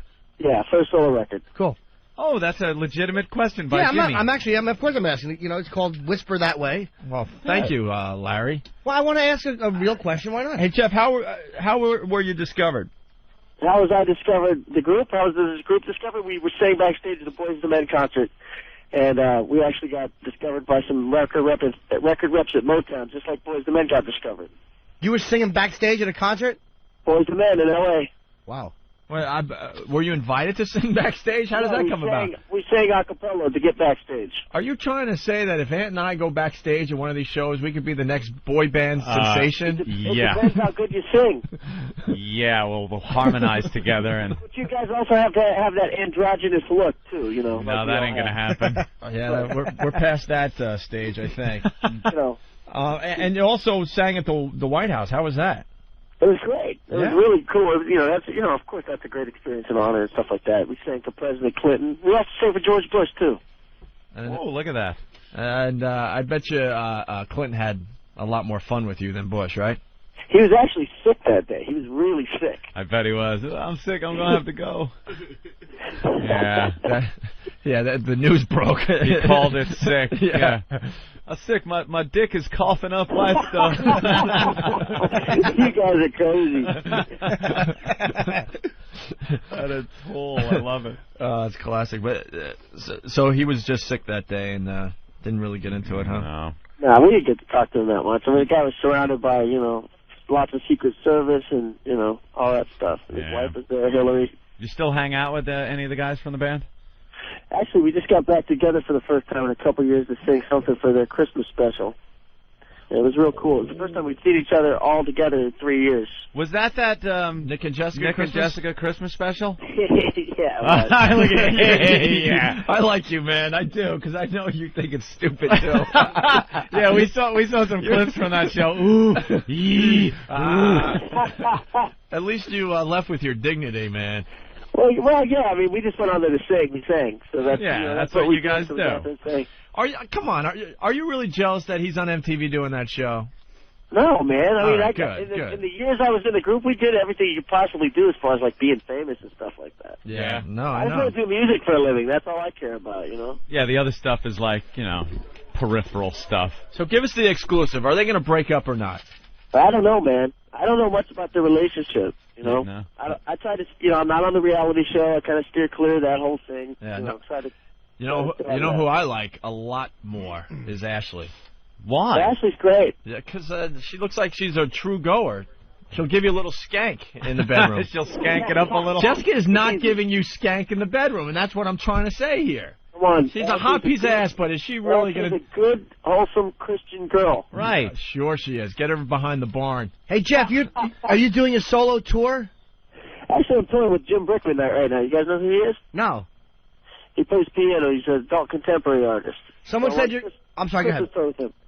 Someone said that you were going to be at the downtown on December 23rd in Long Island. You dick! Oh my God, he's a plug whore. We have a big celebrity on the phone. You had to go that way. I'm asking you if he's going to be performing the downtown December 23rd. Which one? That's when you are performing. Yeah, there. Jim Norton is a comedian there, Jeff, and he's going to be at the downtown on Long Island on December 23rd. It's just I wish I could be in town to check that out. I won't be in town for that one. Yeah, it's just like selling out arenas, except for the arena. Yeah, and the thousands of screaming fans. That's true. Instead of don't forget, they're all young and prepubescent. I was going to say, instead of hot teenage girls, Norton gets people that might be homosexual. Guys who crash the Danza message board. That's all my fan base. The only thing I sell out is my art. Jeff, am I hearing in your voice that there were other women that were at these gigs aside from just prepubescent girls? Oh, you should have showed up at one. You might have been surprised. If I showed up at a 98 Degrees concert, no offense, my friend, is this Opie or Anthony? It's Anthony. Well, if you showed up at a 98 Degrees concert, you might actually get laid. Yeah, see, he just got me on that one. He's right. Yeah. No, I would not be getting laid at one of those concerts. And, Jeff, you're married now with 2 kids, right? No, I'm divorced, but I have 2 kids. Oh, no. Oh, you poor bastard. All right, now you got something in common with Anthony, except for the 2 kids thing. How much money? How much money what? Did you get killed? Of course you get killed in that whole process. And it was you up on that stage. It's you singing, you earning that money, and then all of a sudden, give me half of it. Hey, man, you can always make more money, but you can't always be sane for the rest of your life. This guy's got a good philosophy. I'd never seen it. He had to get out of there. Yeah. How did you meet your wife? I met her in Orange County in California where my parents lived. At Disneyland? Yeah, actually, I met her at Disneyland. She was one of the kids in one of the costumes. They're not allowed to talk. They're not allowed to talk, but for some reason she talked to me, and it was really cool. Nice. There you go. And then where did it go all wrong, Jeff? Oh, man, it's just, you know how this business is. I mean, who's divorced, Anthony? Yeah. It's a tough business to be married in, You're always traveling or... you're always doing something that you have to be with someone that's really very secure with themselves. Did she catch you doing anything crazy? Absolutely not. I was completely faithful the entire time I was with her. You were faithful the whole time? Absolutely. But she just couldn't take you being away and Very tough. Very tough. Yeah. Did she get all raggy on you, Jeff? No, she was a doll. I love it. I told you we would like you by the end of this. Let me ask you a question. This has got to be frustrating. As a comic, you don't meet a lot of chicks, but I know singers get laid all the time. When you'd come home off the road and she'd complain, did you ever just want to grab her and go, do you have any idea how many girls I could have fucked and didn't? Who said that? Me. Jim Norton, the comedian. That's exactly right. You definitely felt like that, for sure. Wow, Like Definitely felt like that. I could be banging all these hot chicks and I'm being faithful and you're giving me shit about cutting the grass. He could have opened the front door and showed her the girls that he could be banging, the ones that just followed him home. Please. Man, just to keep things sane and normal, I tried to keep her out of the business as much as possible. Yeah? Yeah. Well, that's so you can look at the hot pieces of asses that were walking around. Why don't you stay home, baby? You know how that goes. I don't care if it's a girlfriend or a wife, man. You just don't look as much when they're walking right next to you. Oh, baby, the hotels, the buses. I don't want to put you through that. Yeah. The signing of the boobs after the show. There's nothing in it for you. Oh, man, you guys are killing me right now. I don't have a private P.O. box where they send the naked pictures. Oh, that's great, man. What a life. That's something. Now you're branching out. Got a solo thing happening. What kind of music is this? It's more adult contemporary stuff, but it's a lot of harmony-based stuff. It's sort of like 98 Degrees, a little bit more mature than that, though. Yeah, you got some guys backing you up? No, I'm just kind of singing everything myself, wrote and produced it all myself. What do you do live? How do you do for the backups? Well, I haven't toured for the record yet. I basically have just been on this Christmas tour, which is just Christmas music and, holiday music and stuff like that. A couple of my songs once in a while. But I haven't toured for the record yet. No lip syncing when you tour, right? No, man, I don't lip sync. We didn't lip sync. Isn't that ridiculous? We just sang a cappella on a national TV show. You think we lip synced on it? I know. That's dangerous. With no musical cues or anything, you could really screw up. Yeah, well, that's how we got started. We were pretty decent at that. Hey, do you know Ashley at all? Oh, yeah, of course. How did you feel watching what happened to her on live television? As somebody who knows her. You know what? Even if I didn't know her, it's embarrassing. And you know what? The funny thing is, it was such a big deal for her, and they said, she lip synced or whatever. But you know how many people lip sync on that show? Oh, I know. Britney Spears lip syncs on every show she's ever on, and everybody knows that. Britney's ridiculous. She's dancing like badly, like a mad woman. She's got that stupid headset mic on, and she's dancing around, singing, perfectly. And then the song gets done, and she's like, "Thank you." She can't even catch her breath. She's swinging her head around where no normal human being can sing a song as their neck is twisting around while you're dancing. You just can't do it. Everybody accepts it. I think they all accept it. Janet Jackson, the same thing. Everybody accepts that they're entertainers and not necessarily singers. So they're just kind of like, okay, well, we know they're not singing. Let's see what kind of dance moves they do and see how hot. Yeah, well, then why not just play a movie of them performing? You sit in front of that. Well, does Janet lip sync too? Yeah. Who? Janet Jackson. I don't know. What do you think? Did you hear what happened to her at the Super Bowl? What happened? Was he too busy having sex with girls? Wonderful. All right, Jeff. You're all right, man. I told you. Well, thanks. No, I told you we'd all get along. I have to test with you guys. No, you were not feeling it in the beginning, and I said, don't worry, we'll bring this all together. No, I figured you guys would make it all come together for me. I appreciate it. Hey, is your CD out now? Yeah, it just came out. It's in stores right now. Yeah, it's called Whisper That Way. It's Jeff Timmons. Anything else you want to promote, Jeff? That's it. I appreciate your time, guys. Can you call us back again? Because we don't really get celebrities on the show ever. And, I'm sure you don't, yeah. How do you like XM? Do you guys like it? Yeah, because you could say fuck. That's the only reason. That's the only reason we're here. No, it's great. The freedom to pretty much say what you want is it's awesome. Awesome. Okay, cool. Well, congratulations, guys. Oh, thank you, Jeff. Thanks, appreciate it. All right, take care. There goes Jeff Timmons, formerly of 98 Degrees. There you go. He was a lot of fun. He's a nice guy. We got stars coming in all the time now, Alice. Yo, listen, this is Tracy Morgan. I want you to know one thing. When I'm sitting at home or in my car and I got the fly Jaguar, I put on that XM radio, there's nothing better than listening to the worst of Opie and Anthony. They're awesome. They're hilarious. That's a new word. That's bananas and hilarious mix. They're hilarious. Hey, this is Dominic Chianese. You know me. I play Uncle Junior on The Sopranos, right? Yeah. You're listening to Opie and Anthony. So you think this is funny, the Frankie Blue thing? I love it. Anytime you can, it's very voyeuristic. Even though it's going out to a bunch of people on the radio, I think this is very voyeuristic. It's an uncomfortable situation. It's somebody put in a position they shouldn't have been in. Well, I guess what happened, our old radio station, WNEW. Yeah. There's a curse with our old station ever since Absolutely. we left. Ever since we left, it's just been in the toilet. They can't figure out what to do with the station. Mm-hmm. And it's just failing miserably. Ratings are always in the toilet. They have tried how many different formats? They've tried 3 or 4 since we left. Yep. And the one that did the best was the 3 months that they played Christmas music last year. Right. They started like at Halloween and played it through New Year. Well, and it did better than any format they put on there. Well, our old company, they hired this dope John Sykes, who was supposed to, help the radio division, and the radio division's been a disaster ever since he took the helm. Mm-hmm. And now they're just kind of paying him, and he's like in a little office, and no one bothers him because he's under contract, and they're gonna fire him real soon.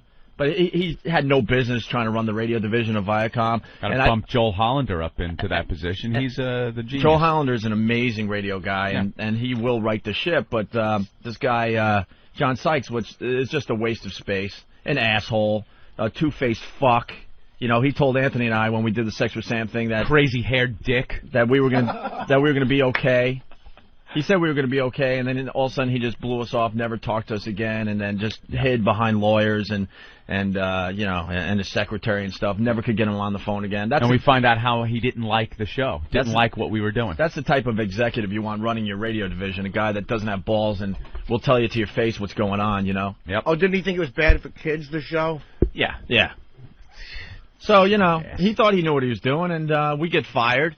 And the station has been a complete disaster ever since. And the radio division, quite frankly, has been a complete disaster ever since. They lost millions upon millions of dollars. And in the end, it was John Sykes' fault. Simple as that. Joel Hollander wasn't running the radio division back then. He just wasn't. And anyway, it's unheard of in radio history to have a station that has been floundering for as long as NEW. It just doesn't happen. When that happens at a station, they fix it. They fix the problem. Right. Especially in New York. It's the number one market in the country. Right. You can't have a radio property just sitting there with a 1 rating. And a history like NEW has. Yeah. It's in last place. There are radio stations that don't even have a strong signal in Manhattan that are beating our old station. Easy listening music stations from Long Island beat it out. Right. It's ridiculous. So getting back to the Frankie Blue thing in our old radio station, that is has just been in the toilet ever since we left. Falling apart. Because they really thought they knew what they were doing by firing us and moving on. Oh, yeah, they figured they would compete with other stations that are doing very well around New York. Because, boy, there's a win situation. Go head-to-head against stations that are just entrenched in the market, have great ratings doing what they're doing, because people will just change their habits like that for the same thing they could get in the place that they've been for years and years and years. Now, RuPaul is their morning person now, weren't they? Was RuPaul... Person, that's good. Oh, whatever, yeah. Morning guy. Yeah. It's a guy, morning people. Parental disappointment. It's RuPaul, the drag queen, does mornings over there. Okay. When I sit there and you have to listen to some people go, RuPaul, she is so pretty. It's got a cock. It's a guy. Boy, you're a buzzkill. So then, big smooth back. So then the old company gets a bright idea to hire this Frankie Blue guy because he was really good at KTU, I guess. What was KTU? Kind of like a dance mix station? Yeah, kind of like commercial dance music. Like dance music. So they're like, well, we'll hire the guy that made KTU great. And we'll put him on NEW, and he'll have the same success over here. Right. Well, so far he hasn't done anything. Except get drunk at Christmas gatherings. And Earl was there, too. Yeah, our old pal Earl was here. Earl was there, I should say. And Earl did not give us this tape. I want to go on the record and tell you he did not have anything to do with the tape we're about to play. Right. He didn't. Okay? So Frankie Blue was at the Christmas luncheon a couple days ago. A Christmas luncheon? They did a Christmas luncheon, and I guess everyone got completely hammered. I would, too, if I was working over there. Destroyed. As a matter of fact, I did, many times. Yeah, he got destroyed, everyone else. And with the ratings that just came out, I think he had a few extra shots. Because he's probably thinking, well, oh, my God, I'm a fraud at this point. Oh, boy. So then he goes back to the station, and he gets into some kind of argument with the DJ that was supposed to go on the air. Now, if he was a little tipsy at the time, I'm thinking it probably wasn't one of those good, legitimate arguments where you have a point. I've been in arguments with drunk people. They don't usually make good points during arguments. You ever notice that? What is that? Why you gotta wear that fucking shirt? Ooh, there's a good argument. Yeah, this one will last about 18 hours straight. Good. Yeah. So that's what he does. He goes over there, gets in a little tiff. And it's the DJ that's supposed to go on the air. She pretty much runs out of the station crying or something. I don't know. I wasn't there, but something happened and she just ran out. So now someone has to do the radio show. So who do they get to do the show? Well, Frankie Blue is the boss over there. He decides, fuck her, I'll just do it. He's going to take the mic. Oh, but he's not a DJ? He's not on air? He's the program guy. Oh. He's a legendary, quote, programmer here in New York. Was he ever on the air? You'll see how legendary he is in a minute here. And then he goes, oh, fuck, I don't need her. I'll just do her shift, and I'll do probably a better job. Now, he's doing it for WNEW. During this, he's talking about KTU, which is their arch rival in competition. He's using the KTU call letters. He makes a mistake and actually says, on 1027 WKTU. KTU. And it's NEW. Yeah, that's the station they're trying to beat. Yeah. Oops. Oh, they must have been loving this at KTU. I bet they play this and just laugh their balls off. So Ben has been playing this all morning in the office, just laughing like an idiot. Like Ben. I think it's hilarious. Yeah. Yeah. And Earl's there. Earl jumps on the air at some point. Earl was the producer. Board op. Yeah. He's the board op guy. The girl that does the show is supposed to do that, and Earl hits the buttons when she goes to commercials and stuff like that. He operates the board. Yeah. So he had to board op for Frankie, who's all hammered. Right. And who's his boss. So Earl, I guess you hear him chime in a couple of times, I guess just out of nervousness. And, he must have been sitting there going, oh, my God, this guy's hammered. He can't even talk. He's stammering. He's forgetting words. He hiccups in one word, and it makes the word two words. Yeah. And Earl's just like, you can tell he's really nervous. And then you got to understand, too, this is one of those radio stations where you talk really quickly between the music. Music's the If you're most talking more important than thing. 30 seconds, you're not doing your job. He's talking for about 4 minutes here. Oh, I know. We cut it down, but it's we'll play about 2.5 minutes of this. But he's just babbling about nothing, saying the wrong call letters. This is the boss of the radio station that was supposed to put WNEW back on the map. Here you go. In New York radio. The boss. So here, I got to be honest. If they got Frankie Blue drunk every day to do a radio show, the ratings would go through the roof. I'd listen every day. Absolutely. And I hate that type of music, but that's the type of thing they should do. Just get drunks on the air. Drunk DJs. Drunk DJs.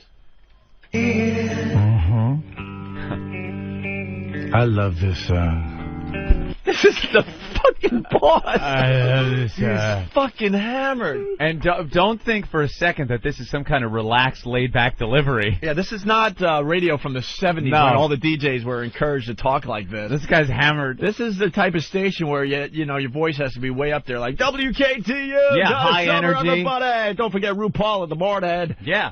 High energy. Your next chance to win $2,000 coming up with RuPaul tomorrow morning, right here. RuPaul, let's get back to the music. Right, that's the new mix, WNEW. That's the delivery you're supposed to have. Right. Andy completely messes up. You're supposed to hit the post, which is stop talking right when the vocals kick in. Oh. He goes right over. Oh, I know. Listen. Stomps on it. And he's the boss. I love this song. Nelly featuring Tim McGraw. This is Frankie Blue. Now, for the last several weeks, we've been giving you a chance to win $50,000 in cash. Holy shit. Wow. That is snotted. Wow. Hey, this is Frankie Blue. This was the guy that was supposed to get NEW out of the toilet. He's taking the record off the turntable. You think he's going to use the turntable? Oh, I take pleasure in this. God. That dumb station, they really stink. Oh. In the Mix 1027 redo. And plus win a Toyota Scion. And I think that is going to happen tomorrow morning. Tomorrow morning at 8 a.m. Ricky, RuPaul, Kim, will pick a winner and go to that It's a winner's winner? house like publishing clearance. Publishing. What? Publishing clearance? Did he try to say like Publishers Clearinghouse? Yeah, publishing clearance. Publishing clearance. Oh man. Hey, I've been snotted on the air a couple of times, but never. Your station is cursed. Oh, the devil. Kim will pick a winner and go to that winner's house like publishing clearance. Or whether it's a house or it's a job. We're coming to you, baby. We're going to find you. Earl. And we're going to reward you with $50,000 in a brand new Toyota. And I don't see how you cannot be happy about that. This is Frankie Blue. So make sure you're listening tomorrow about 8 a.m. 50 grand prize winner. 50 grand prize winner. What? I mean, they're giving away, the 50 people are going to win a grand? Wait, 50 grand prize winner. winner. 50 winners of the grand prize? Or is it 50 grand prize winner? I don't know. What? Or is it a real drunk guy on the air? And when you do one of these shows, you know, you have to speak perfectly. Oh, Like, yeah. I know I speak like an idiot. My grammar stinks, but it doesn't really matter. It's a talk show. You just Dopey go with talk the flow, show. and if I fuck up, you know, someone's going to jump on me and tell me so. But at these radio stations, everything has to be just perfect. Right. And This you're not guy- supposed to just babble and babble. You got to get back to the music, yeah. As far as I'm concerned, you guys never fuck up. Thank you, Kenny. Thank you, Kenny. Very sweet. Just enjoy your hustler and let us do the heavy lifting here, Isn't okay? that funny? That's right. 50 grand prize winner of the redo contest of the winner of the Toyota Scion. Come on, baby. You know you want it. If you have qualified in the past several weeks, we're going to pick the winner tomorrow morning at 8 a.m. RuPaul's going to dip his big old hands in there, pick the winner, and... I thought he was really going to go for it. RuPaul's going to dip his fat cock in that. He's going to put some Elmer's glue on the tip of his big fat cock and... Because that's a guy, Dip you it know. into the winner and pick out 1, 2, 3... You know, when we were in the bathroom, I was holding RuPaul's fat cock. This is the boss. I Wow. love this. Winner tomorrow morning at 8 a.m. RuPaul's going to dip his big old hands in there, pick a winner, and we're going to find you. Earl lost his And mind I don't right care there. if it takes all day. It's worth the $50,000 in the car. All right? We have the armored truck. We've got the Party Patrol vans. We've got the car. We've got everything. But more important than that, we got the best music in town. So why don't you give me a call? This is Frankie Blue for Yvonne Velasquez. And telephone number is, if you want to make a request, is 1-877-MIX-1027. So give me a call. Okay, baby? Thank you. Okay, baby. If you're in your car right A now, little break. chances are you're sitting in traffic. And then he goes back on. Oh, yeah. Yeah, we got one more? This is where he screws up the call letters. This is really Which funny. is just probably the biggest radio faux pas you could ever make, is screwing up those calls. And especially when you screw them up by replacing them with the competition's call letters. Right. He's supposed to, for people all over the country, say WNEW, but Right. it says KTU, which is their arch Yeah. rival. Pick the two stations in your city that battle it out between each other, and picture one of the jocks being drunk and making the mistake of using the other station's call. So here's the boss at our old station. I'd drink, too, if I was the boss over at that shithole. Completely hammered. Ratings are in the toilet. He has to go on the air. He thought he could handle it. And this is some more of him doing his little show. Mix 1027. The new Mix 1027. This is Frankie Blue. And I am so excited for tomorrow. Like all the old Foster Brooks. I'm so excited for tomorrow.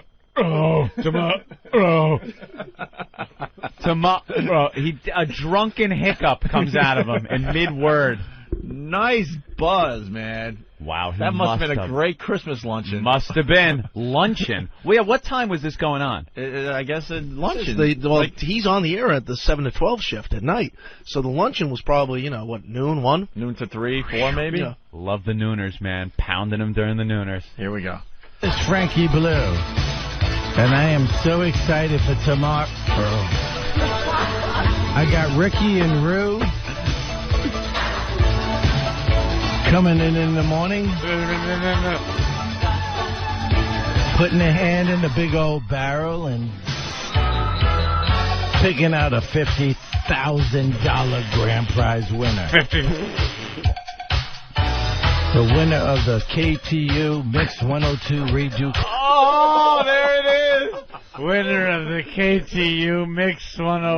Ooh, where the hell do I work? Is he going to start singing Janis Joplin tunes? Wow. Oh, my God. This doesn't sound like just alcohol, by the way. That's my opinion. Dude, this sounds like you're fired.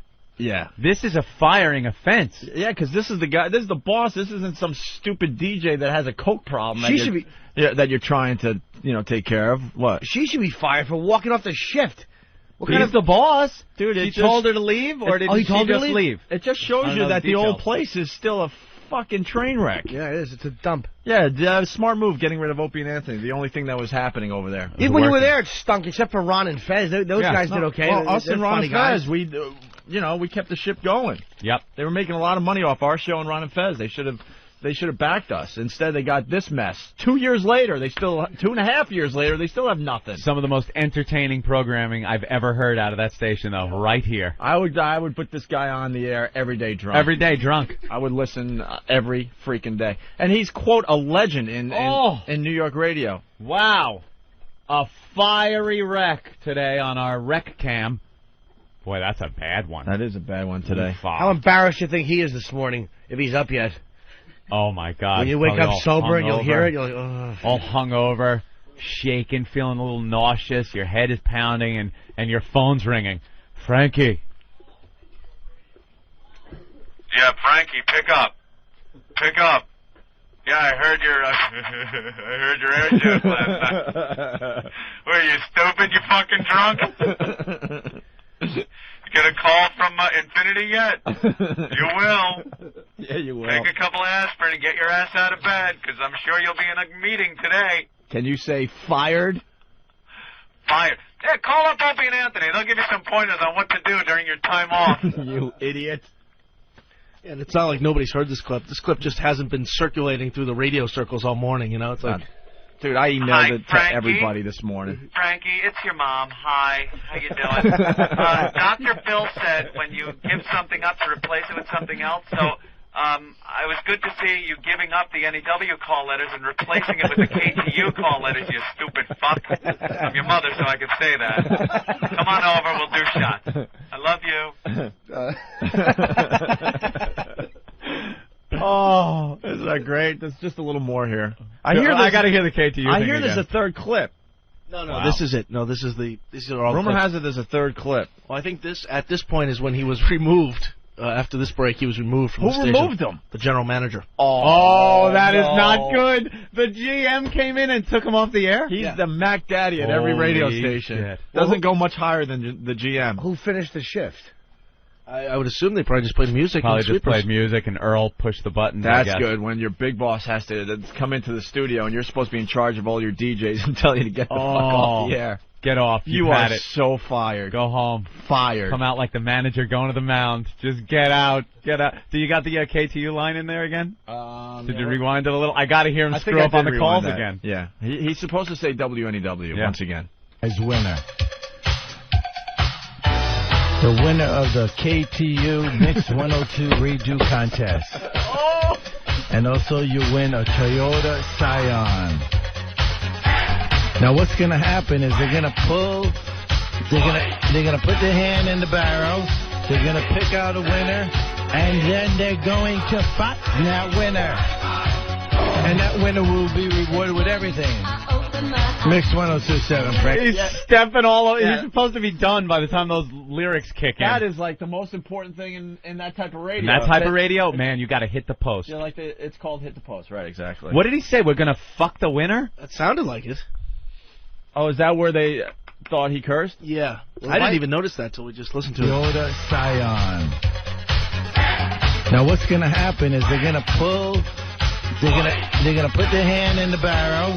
They're gonna pick out a winner, and then they're going to fight that winner. Fought?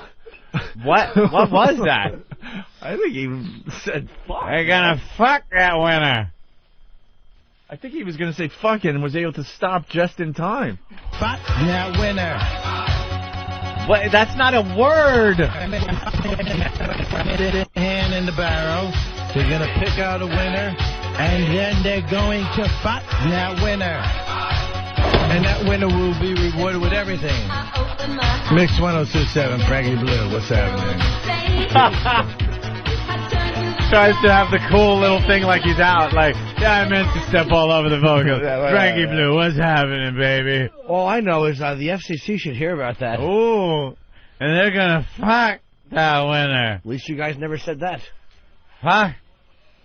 Right in the asshole. Frankie Blue, baby. Dun, dun, dun. They're going to stick it in the barrel, and they're going to pull it out, and fuck the fucking fucker. Frankie Blue, baby. On KTU. WNEW. The Opie and Anthony. KNBC. Yeah. On the Rock of Boston. BCN. Where am I? On WDRUNK.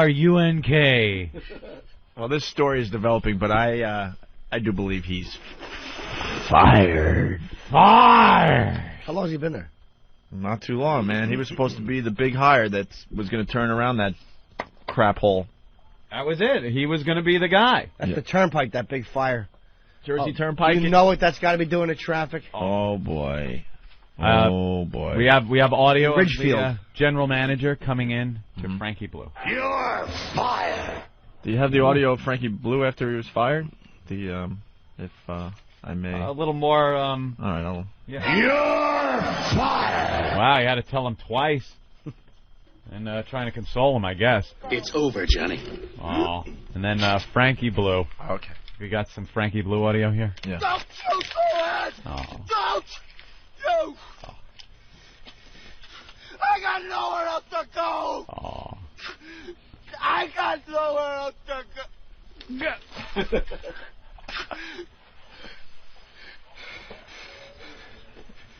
I got nothing else.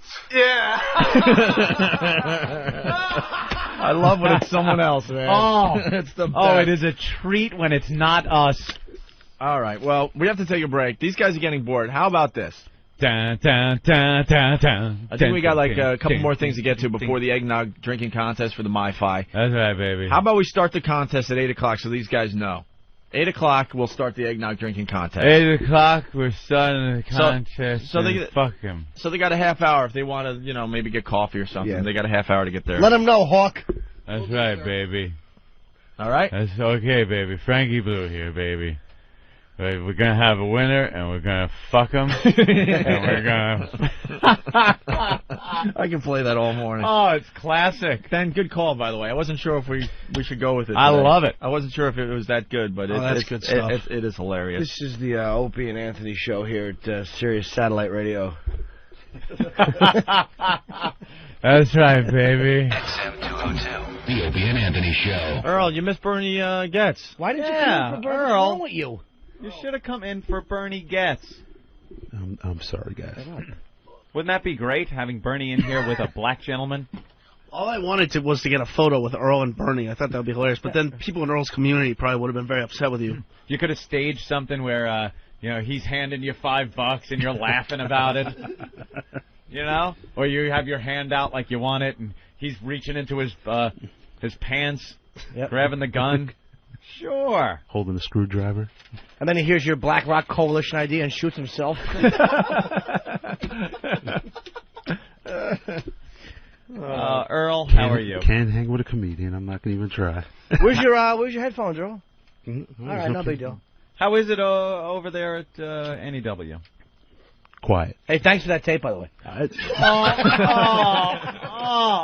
did not. I swear, it was, as Christ is my witness, I have nothing to do with that. With what, the Frankie Blue tape that you handed me personally? No, you're you're in the middle of the night when no one was looking? You're an awful human being, you know that? Earl had nothing to do with the Frankie Blue tape. Of course not. Aside from the fact that you ran the board, right? Anthony, why are you winking as you say that? I know. What were you thinking as that was happening?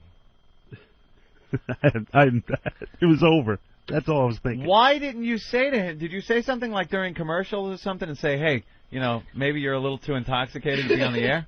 I have no response to that. I have no comment. No comment. You're so shy. He is a typical Viacom employee. Yeah, what are they going to do, cut your two out? Yeah, you like Dana McClintock. Ugh. Bland douche. Anything, Earl? Can you contribute anything to this program by telling us what was going on? Absolutely nothing. I got nothing.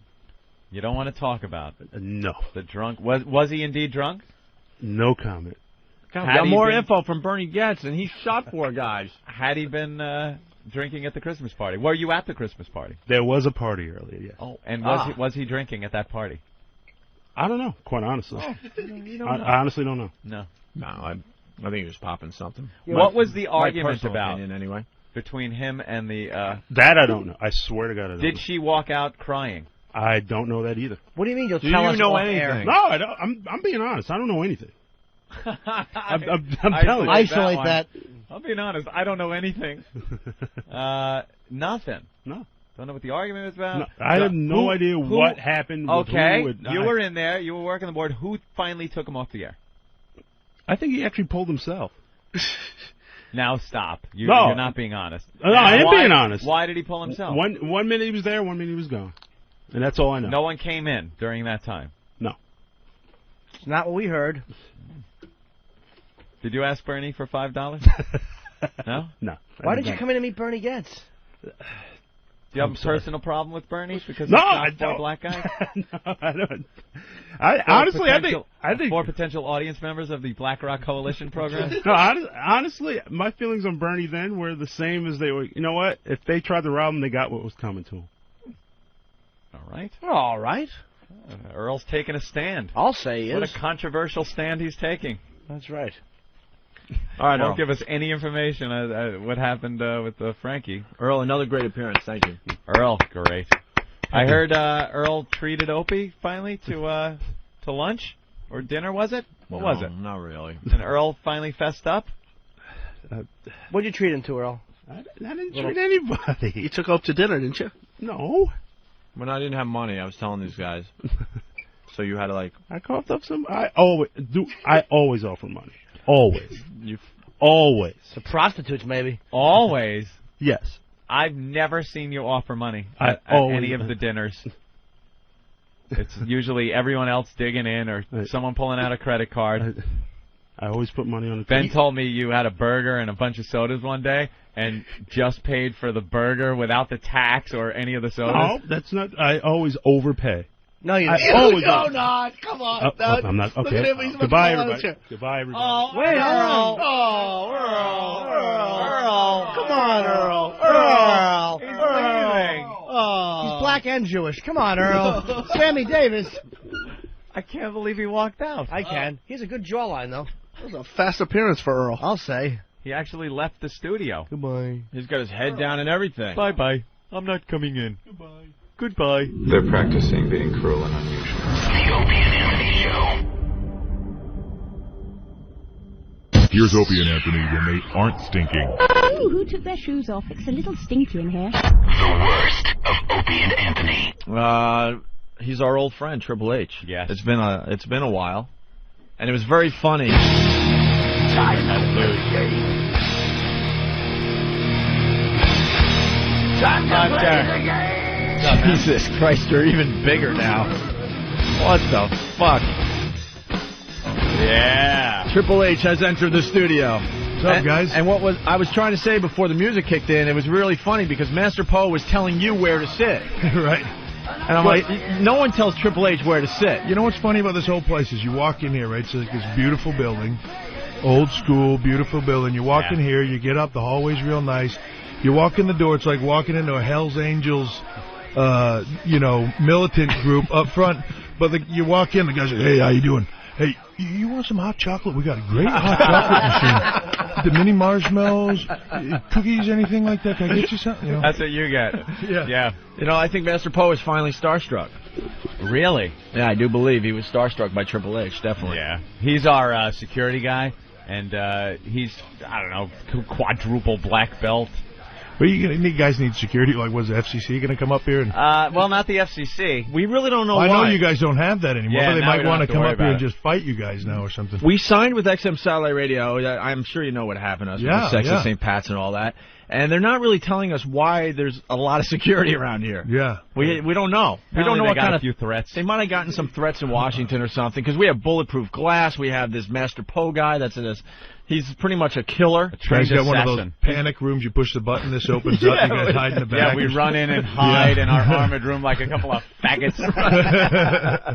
So we don't know why, but there's a lot of security. Yes. Be good radio. You guys squealing with gunshots going off. Yeah, screaming like women. Hey, I got to tell you what though. I mean, I was so excited to hear that you guys were back doing this, man, because I missed you guys. You guys were awesome. Sitting out 2 years sucked. Yeah, I'm sure really it did. Rough, man. It's great for you guys to be back doing what you do because you guys are awesome at it. Before we start, though, I go to commercial and I run to go take a leak, and I see Triple H. I'm like, hey, what's up? And I give him a handshake real fast. Dude, you gave me the wettest handshake. Is that urine or water? No, yeah, I just been in the bathroom. You guys don't have any paper towels in there or toilet paper or anything. No, I had the water in my hand. So it's cool to shake Triple H's hand, but what was on it? Yeah, I'm sorry. It was just clammy. I was nervous. No, it wasn't even. No, it wasn't clammy. You don't get nervous. Do that all the time at parties or something. If you walk around with the drink in your right hand. Yeah. And then you go, oh yeah, meet this guy. You give him the cold, icy, wet hand. Well, now I'm embarrassed that I did that because that's one of my pet peeves. We do these book signings and all this stuff, and you meet all these people, and you understand people are excited and they're nervous when they come up and, hey, how you doing? And they just... The wet rag. Yeah, dude, I don't know where that hand's been, but it's Speaking really of the nasty. book... There's this bevy of bacteria on it, you know? Yeah. Well, I got the... we don't shake hands anymore because I got the flu really bad. We go for the fist. Oh, that's great. We go for the fist. It's the fist now. So you've given me the flu now. Well, no. No, you don't have it now, do you? No. He had gotten it. I had it for like back. a month and a half because we were doing a promotional tour and our fans were coming up to us with the clammy hands. Right. So guy all red with fever and it's sweating and shaking your hand and coughing into it and then shaking it. You're watching him, 3 people back in the line digging at his balls and scratching and stuff, and then like, hey, how you doing? Nice to meet you. I've seen guys just wipe their nose just before they give you their hand. I'm like, dude, come on, help us out a little bit. Sneezing or coughing. Put Nice the hand out. Yeah. God damn. And in the bathroom is the best too. When you're sitting there, or you're standing there taking a leak, and guy was just pissing next to you, and reaches over, hey dude, love the show, or nice to meet you. Yeah. You just had his dick in his hand. Yeah. A second ago. It's a hand job by proxy. The guy's. And, even if he didn't have his dick in his hand, does he really want your hand that just had your dick? Apparently he does. You know what I mean? Like that's. Yeah. I've never understood that. Still got like cock warmth on his hand, slapping it into your palm. Yeah. Hey, sorry about the pube there, buddy. Yeah, take that with you. Yeah, you can keep it. Go ahead, sell it on eBay or something. We noticed in your book there's a lot of pictures. Yeah. Less reading, more pictures. Yeah, that's I try to help people out. Yeah, making it easy. What's funny is I did a book signing the other day, and I was at this Borders bookstore, and the lady, it's like very librarian-type, snobby bookstore lady, and she goes, I think it's great that you've written this book. I'm sure a lot of your fans probably have never picked up a book, and this might help to expand literature. And I'm looking at her like, that is like the most pompous thing I've ever heard anybody say, like, I'm sure they've never picked up a book, It's a nice stereotypical view. I hope you put these near the comic books so people can see them. Could you be more condescending? The pictures are really good if you're sitting on the crapper. It's great to just thumb through. Just thumb flip through there, Why did you start out with a pop-up book, you idiot? Is pretty much what she's saying. It's supposed to be a motivational book for training, and it talks about my career, but it's training stuff, and you kind of got to show the exercises and all that. So it's got a lot of photos in it. And is there any chance of anybody attaining that type of physique. Dude, I mean, it's we have to think that at some point it's a lot of DNA.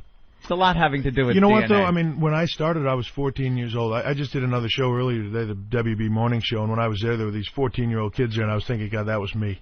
Really? Like, were you skinny? Or? Yeah, I was like 6'1" at 14. I weighed about 145 pounds. Wow. When I walked in the gym, I'm sure that everybody in the gym looked at me and went, get out of here, Yeah. What are you going to do, mop the floor with you?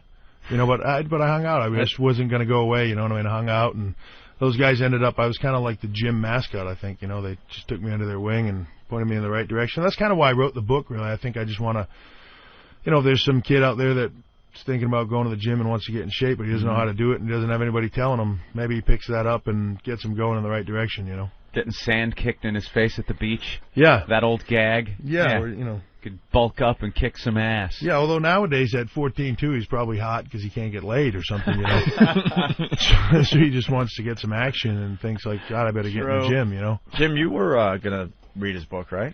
Yeah, I could certainly use it. Just something to take away the extra 30 pounds in my stomach. Jim, you might want to read it twice. Oh, I just got slammed by Big John Studd. That really hurt. Big John Studd. Good callback. That is a good callback. So you got married. We didn't even know. Yeah, 1 year ago. Man, we've been out of it for a while. We're so self-centered. When our lives are on hold, everything is on hold. You guys just holed up in your houses and didn't come out. That was for 2 pretty years, much it. right? Yeah. Just 2 years of doing nothing. He's going out with Stephanie, and people are like, no, you ass. You married her a year ago. Yeah, I think we got married October 25th last year. Congratulations. Yeah. Thank you very much. Things going well? It's going great, yeah. It's going real good. And you get the perks because it's the boss's daughter. You know what? Everybody thinks I get the perks. I actually get it worse. Really? Well, it's just like Vince certainly in business doesn't want to look like he's playing favorites. Yeah. So, now an idea that I would have given him that he would have gone, that sounds great. Now he goes, sounds all right, but you know what? I don't want people to think I'm doing it just because it was your idea. Yeah. And you pitched it in front of everybody, so let's do something else. Listen up, sonny boy. Yeah. Plus, now it's like a family thing, and trust me, he takes stuff out on the people he's closest to, So. Oh, yeah? Yeah. That's gotta be I've got rough. no complaints. He's a great guy. And how are the holidays? You sit there with the McMahons, and how weird is that? At first I just picture the table getting turned over and the turkey being thrown at each other. Yeah, because you've been involved with Vince for a really long time, but now you're sitting at his table during Thanksgiving or Christmas or what have you. It's really cool. I get along with them great now. Really now I consider them my family as much as my own family, and I think Steph feels that way with mine. But at first, I would love to have video of the first time I went over their house for dinner with Steph. It's like this 6'4", 270-pound guy that looks like Leave It to Beaver sitting at the table like, yes, sir, Mr. McMahon. Not saying a word. And I think Vince was as nervous as I was. It was just like a really awkward situation. We just kept laughing at each other. Yeah, it was just really weird. Because in the ring, there have been times where you're right in his face and pushing him and throwing him down. It was probably his worst nightmare to begin with until he got to know you, that his daughter was going to bring home a wrestler. If you think about it, it's funny. A lot of people have said that to him, but he's... And I think a lot of people within our business, I've had other wrestlers say, God, I would never let my... Well, what if she brought home George the Animal Steel? Yeah, that would probably have been a little bit different. Yeah. Especially because of the age. I got a colostomy bag. That wouldn't have been good either.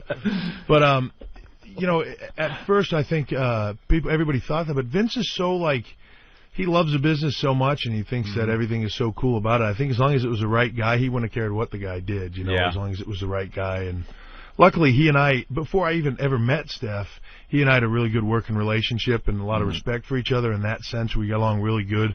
So, it didn't really make a big difference as far as that, because it was just awkward for a little bit of time there, But like I said, that first dinner, if you'd have had a camera on it, I think you could probably sell that for some good money, because it was really awkward.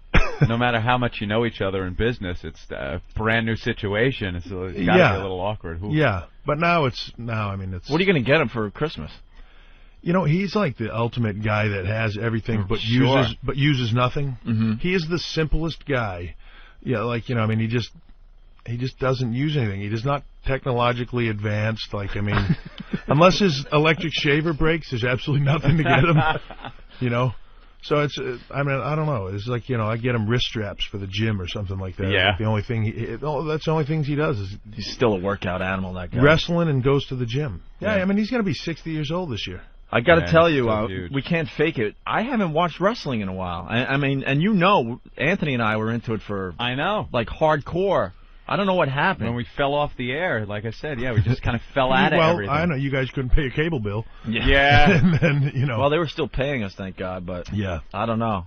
Yeah, So, I know. So what is going on in wrestling? Like, give us like a quick update. Well, a lot of people talk about our business now. It's a little bit down right now. It's always gone through phases. And it's throughout not its history too. It's not really down a lot, a little bit, but I mean, we lost a lot of guys for a lot of different reasons. Stone Cold got hurt; he can't wrestle anymore. Rock went to go to Hollywood. Mick Foley was injured and decided to write books. I mean, we lost a lot of guys all in one. Brock brief Lesnar period trying to of do time. the NFL thing. Yeah, with the dumbest move in the world. Yeah, we Yeah. were talking about that. He won a God. Bonehead of the Year award. Yeah, I mean, you know what? I guess on one hand, I can't blame him if he hated traveling that much and he didn't enjoy it. Then I guess he should get out. And that was the biggest thing. I think he just hated being on the road. And he wanted to. I don't know why he thought playing football. I guess because he was just going to play for his hometown team. I guess is what he thought or something. I'm not going to any away games, guys. Yeah, I'm just going to play stay the home home. games. That's it. But yeah, so he decided to leave, and this is the craziest thing. But as of right now, that's I think he's made calls to come back, but I don't think they're too interested in him right now. It's a hard thing all these guys sacrifice and do a lot of things to put you in a position you're in, and the company does, and then to just walk away from it without giving anything back. It's a little loyalty issue there, and then when you Yeah. try to come back because other things failed, you're going to have a little bit of a problem. Yeah. Vince seems like the kind of guy that definitely. loyalty is pretty high up on his list. It is, and you know what? I mean, eventually Vince will. I mean, he's had guys screw him over way worse than that, and eventually it comes around, and eventually he probably will. It's because he's a good businessman, and he understands if it works out and money-wise, it's a good deal. He's gonna. It's just the unfortunate thing for Brock is he hadn't been around long enough to make himself a big enough name that right now, if he came back, it would make a big deal. It really wouldn't. Right. So there's not that much incentive for Vince to go, you know what, I know you screwed me over, but come on back here. Yeah. So we'll see what happens. But So what's your story these days? with me, I just got stripped of the world title, and you know what, and I've been champ 9 times now. 9 times. 9 times. So we're gonna have an elimination chamber match, which is me against Chris Benoit, Jericho, Batista, Randy Orton, and Edge, and that's in Puerto Rico, January 9th. Nice. What's the pay-per-view chamber match entail? It's this gigantic metal structure that is absolutely brutal. We had one, I think, either a year and a half or 2 years ago. I wrestled in it, and Rob Van Dam actually landed on my throat, and I spent almost like 36 hours in the hospital because my trachea started to close down. They wouldn't let me leave. They said I was gonna, if I went to sleep, I might die, and the whole thing. I mean, it was brutal. It's a not non-forgiving metal structure and stuff like that. So it's pretty violent. Yeah. So I'm looking forward to that. Now, was that worse than the other injury you had? The whole no, thigh muscle. No, the leg. Have you heard about this? I forgot about that one. You want to explain again for the new listeners out there? This is the sickest thing I've ever heard happen to somebody. The leg thing was the worst. I was. Well, it's actually not the sickest thing. Sid Vicious jumped off top rope one time and his leg broke in half, the bone. But this was actually probably worse from a physical standpoint. But I was in the ring wrestling a tag match with Austin and against Benoit and Jericho, live TV on Raw. I went to hit Jericho from behind, and when I did, I planted my leg, and my left quad completely ripped off the bone. Just rolled up my leg. And we had about 5 minutes left of the match, and I continued to wrestle with my quad ripped off. When did it stop hurting? When I had the surgery, when they gave me the good drugs. Yeah, it was brutal. I remember seeing that one. Yeah. I flew. It was in San Jose. I mean, if you watch it back, it's like I wrestle the match. The second it's over, I just roll up in the fetal position on the floor and just wait for somebody to come and get me out of there. It was brutal. And I went straight to Birmingham, Alabama. This guy, Jim Andrews, Dr. Jim Andrews, who's done everybody in the sports from Michael Jordan to Roger Clemens on down, did my surgery, and it was a career-ending injury. They basically told me nobody comes back from these, but I did. You know, I stayed in Birmingham for the next 9 months. I never went home. I rehabbed from 9 in the morning till 6 at night, 7 days a week, and came back. You know. Damn, and no problems with it. Right after I came back in January, and that year going into WrestleMania, my knee started to bother me. I went and got an X-ray done. We just happened to be going through Birmingham. Went and got an X-ray done. I'd fractured my kneecap. When they put your quad back on, they drill holes in your kneecap and they just run sutures through it. Right, that's all that holds your muscle on.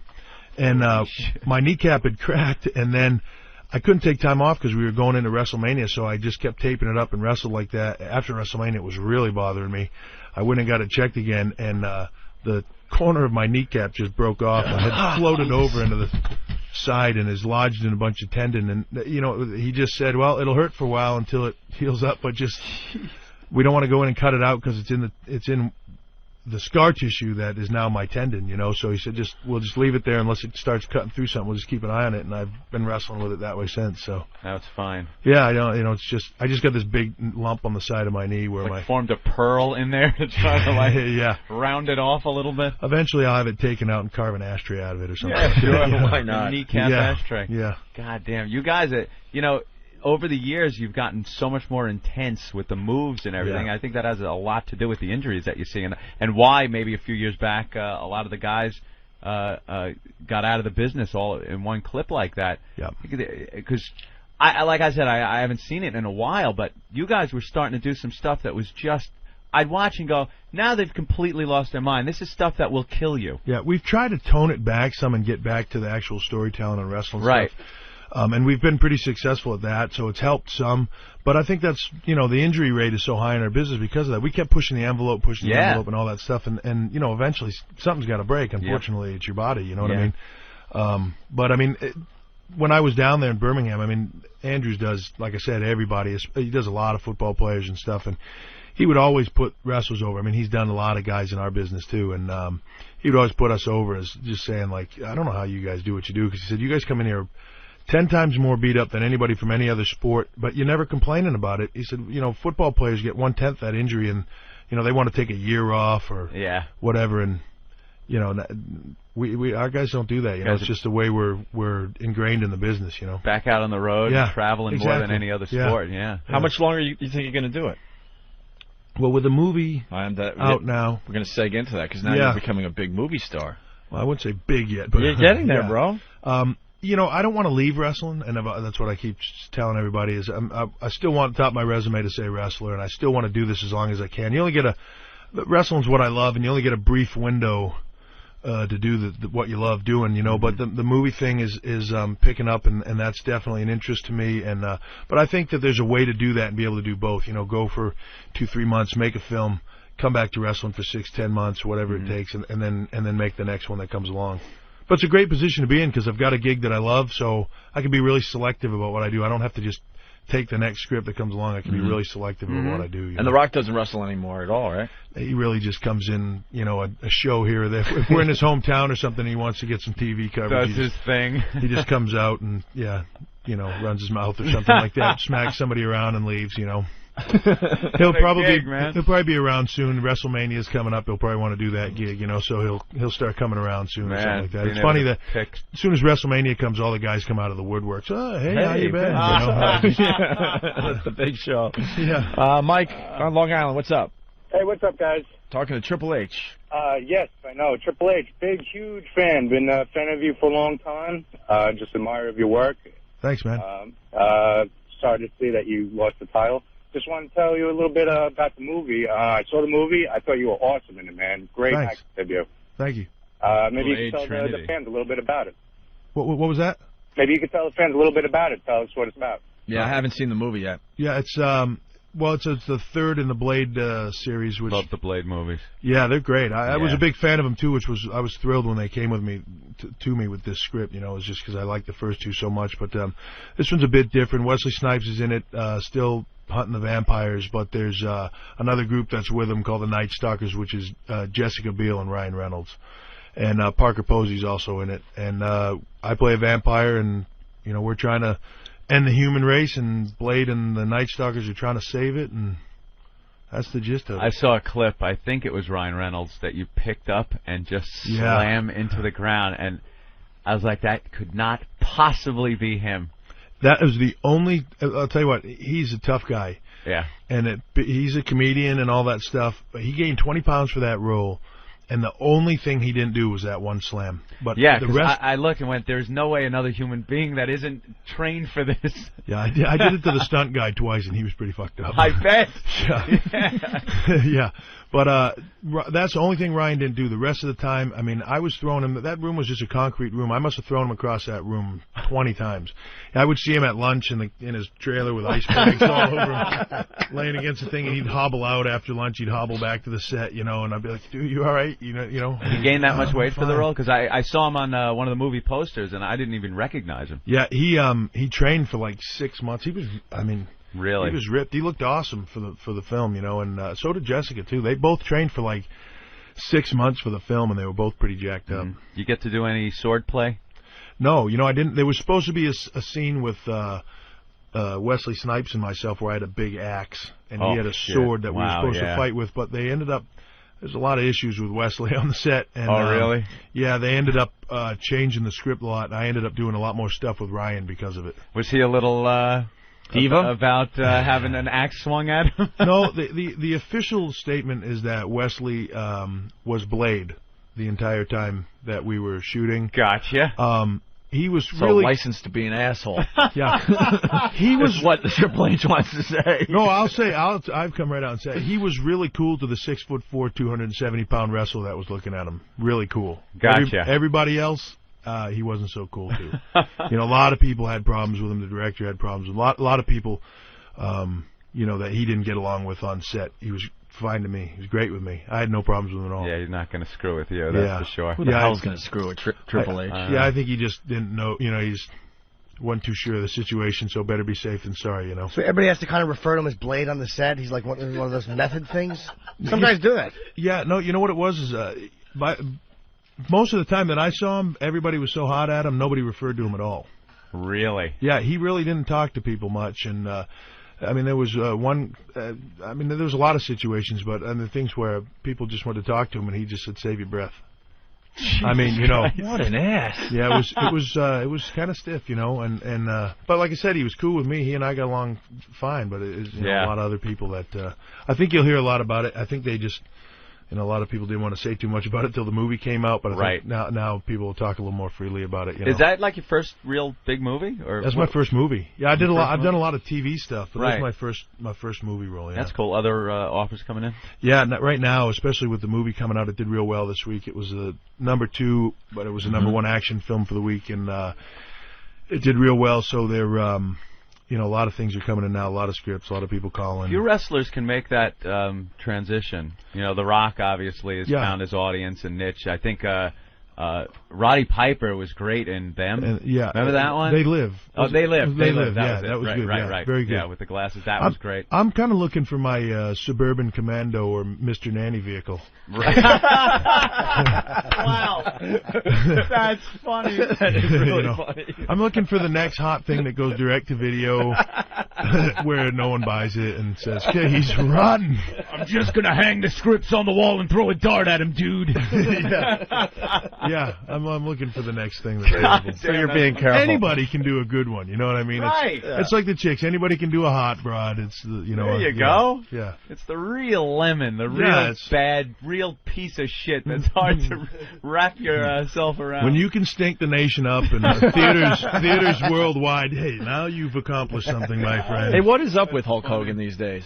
What's the latest on him? He's not wrestling anymore. What I heard, he's just kind of being the what would they call that? The pageant mom and running his daughter around the country. Though. Yeah, she's really hot. It's unbelievable. Right? She's like 14. I know. That's the scary part about it. You see the pictures. It's a little weird. You see the pictures. You think she's like 18, 19, maybe 20. And she's 35 and been divorced twice. Yeah. Then it says under the picture, no, she's 14 years old, but she's like 6 foot or something already. Yeah. And I'd have her chained to the house with a shotgun next to right? it with a string tied on it. If somebody moved it and shot their head off, Yeah, I think he's just kind of promoting her, and she's got an album out or something. And I know, like, I'll see every now and then that she's like singing the national anthem at some sports game or something like that. So I think he's just kind of All right. doing the promotion biz. Let's say hi to Shane. Shane, what's up?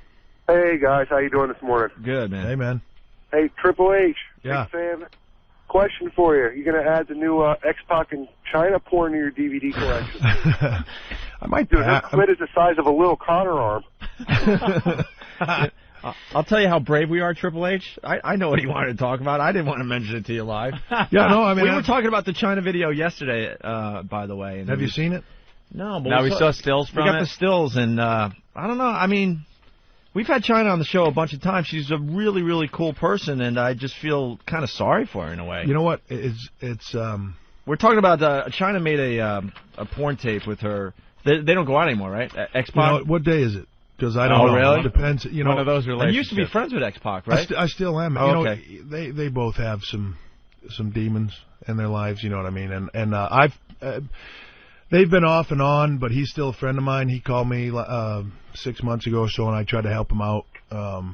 Try to get him some help and get him going in the right direction. And whether that works out or not, I don't know. And whether they're back together or not, I don't know. I talk to him now and then, and it's one of those off and on things, and I don't really know much about it. But unfortunately, it's one of those things where, you know, it's somebody that could have had the world and just let it all fall away, and now is really, you know, I hate to throw stones because I don't know everything about their lives, but really just scraping the bottom of the barrel, and it's sad. Yeah, you know? yeah, I know. That's what we were saying. Sad as a person. I don't, you know, I mean, just I don't have anything to do with it anymore. But it's just sad to see anybody. I don't know, even if I didn't know them at all. I was going to say, to fall that far. Knowing where she was, and then you're looking at this. We were looking at this yesterday. It's like, wow, man. Yeah, what is going on in her? He was in actually her head? he was actually really pissed about it at first when the rumor first came out that she was going to do this.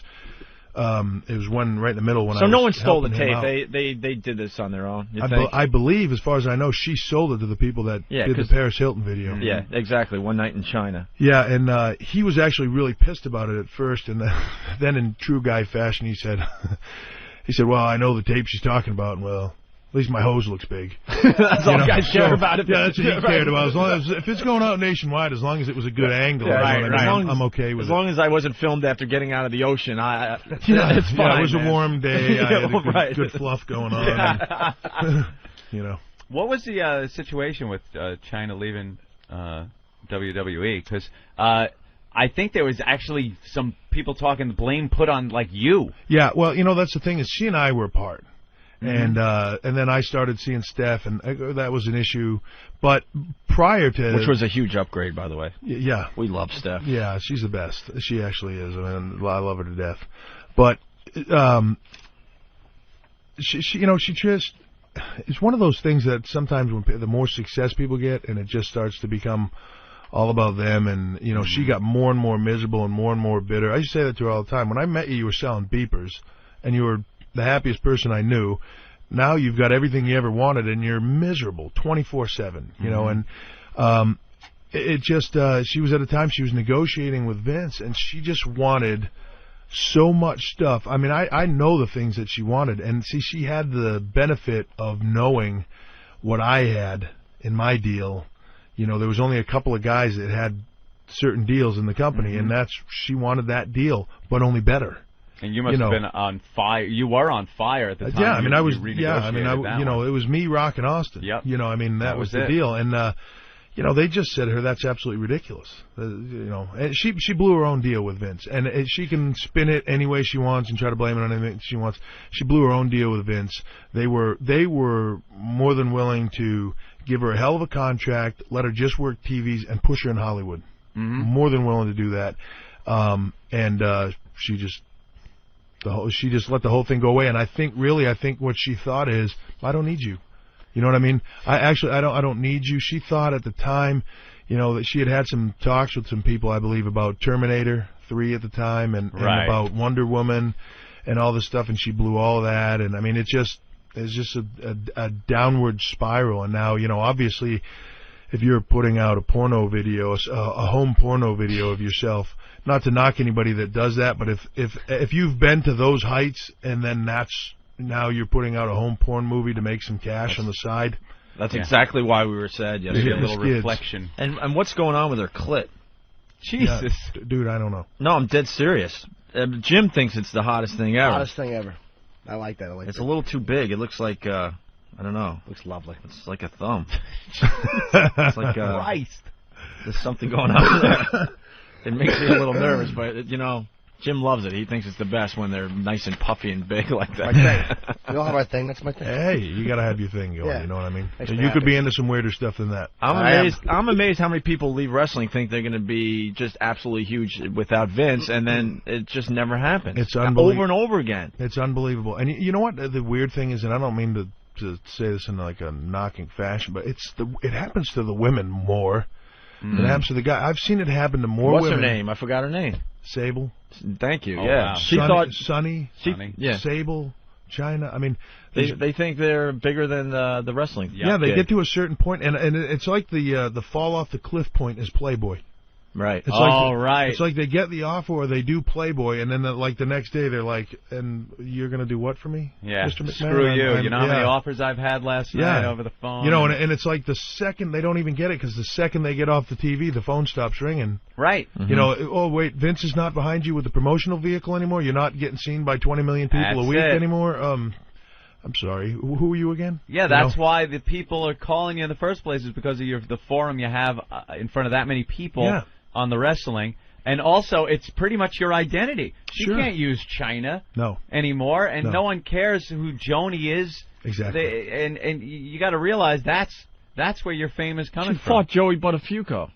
Yeah. Oh, that's right. That was brutal. Would they take her back in wrestling now or no? No. At this point, I'd highly doubt it. I'd highly doubt it. You know, I mean, up to the point of maybe where, up to this porno point, you know, Yeah, maybe right. I think there's a line you cross there where it's just Yeah, like, then how it's a can little you, rough to cross how can back you, over. Yeah, how can you go back to that? You know, I mean, so I would highly doubt it. I mean, it's kind of the end of the road, I think, there in a lot of ways. How many of the guys own their name? Do you own Triple H? No, Or you don't? No. There's a few guys that own bits and pieces of it, like, you know, Steve Austin. I think owns Steve Austin, but he doesn't own Stone Cold. You know, right. But the thing is, even if he did, it's not about just the name. It's about the promotion that comes Right. with, and not only that, but the fans that come with it. And that's what I don't understand. What people get. It's like when people ask me if I'm going to leave wrestling to go to Hollywood. You know what? Even if I got hurt tomorrow and couldn't wrestle anymore, but I could still make movies, I would still stay in wrestling in some way. You can't walk away from what brought you to the dance. Not to mention the fact that I love it, which is why I would stay for no other reason, not Right. fans or anything like that. I love it, so I would stay. But on the other side of that, you can't walk away from all that. The people that brought you there, the fans that got you there, the guy that got you there. Yeah. You know, it to me is like, you know, when I do the red carpet stuff, it's like I want to put Vince over as much as I can, because it just, if the way I see it, if I can go make a movie and there's, you know, a lot of people that watch the movie go, this guy's pretty good, he's a wrestler, huh? When's that on? Mondays? And they tune in to watch that. It helps the wrestling business. They wash each other's backs, you know what I mean? And it just works out for everybody. I've never understood the other way. The I Rock just don't get seems it. to have really done well as far as doing that, keeping a good relationship with the wrestling, and then going out and doing his movies and stuff. But he's not saying, you know, blowing off wrestling totally. Right. And it's a good business move too. You know, Sure. he's able to promote his stuff in front of a huge audience. Sure, and I think that's important for him to do. You know, I think there are some fans that, you know, think Rock did, like, you know, because he's never around, and I think there are some fans that are disappointed that he's left, but they're very excited when he comes back, and he does come back enough where, you know, fans are still feel like you said, he's not just turned his back on them and walked away and said, you know, to hell with you. You know, he's kind of kept a foot in the door, and that's cool. You know, it's kind of I've always felt it's kind of like what Arnold did with bodybuilding. You know, he walked away from it. He didn't compete anymore, but he's always had a foot in either a gym or he's got his own show, or, you know, he talks about bodybuilding when he goes on. Or he's smoking pot with Tommy Chong. Yeah, or something like that. We had Tommy Chong on. He's like, oh, I used to get high with Arnold all the time. Likes his weed. Yeah, he likes his weed, all right. He's smoking pot and pumping iron. Let's go to the phones. Phil in New York. What's up, Phil? What's up, boys? How you doing? We're talking to Triple H. Triple H, man. Good job in Blade. You got some acting chops. Thanks, man. I appreciate it. Listen, I got a little question for you. What transpired between you and Goldberg? Because didn't you guys have a problem for a while, and then he came, and you guys seem to work together pretty good.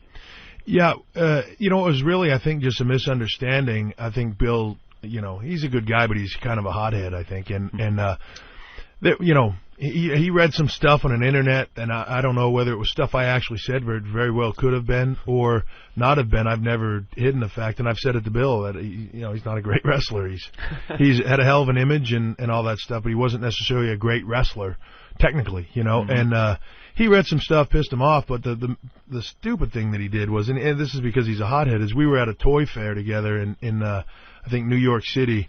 I was at an autograph booth signing, and I actually was with Steph, and I'm at a booth, and I hear somebody yelling, and I knew he was there, but I didn't think anything of it. He was at WCW booth, and I heard somebody yelling, and when I looked up, it was Goldberg, like 20 feet from me, with nobody between us, just yelling, swearing at me and saying, I'll kick your fucking ass, and all this stuff, and at first I thought he was kidding. Like, I thought it was one of those things where he was going to say a bunch of stuff because there were fans there and then kind of give me the smirk and walk off, Then I realized, like, this idiot's serious. And I started laughing, which made him madder. Sure. And, but, the thing was, there was nobody between. He made himself look like an ass. There was nobody between us.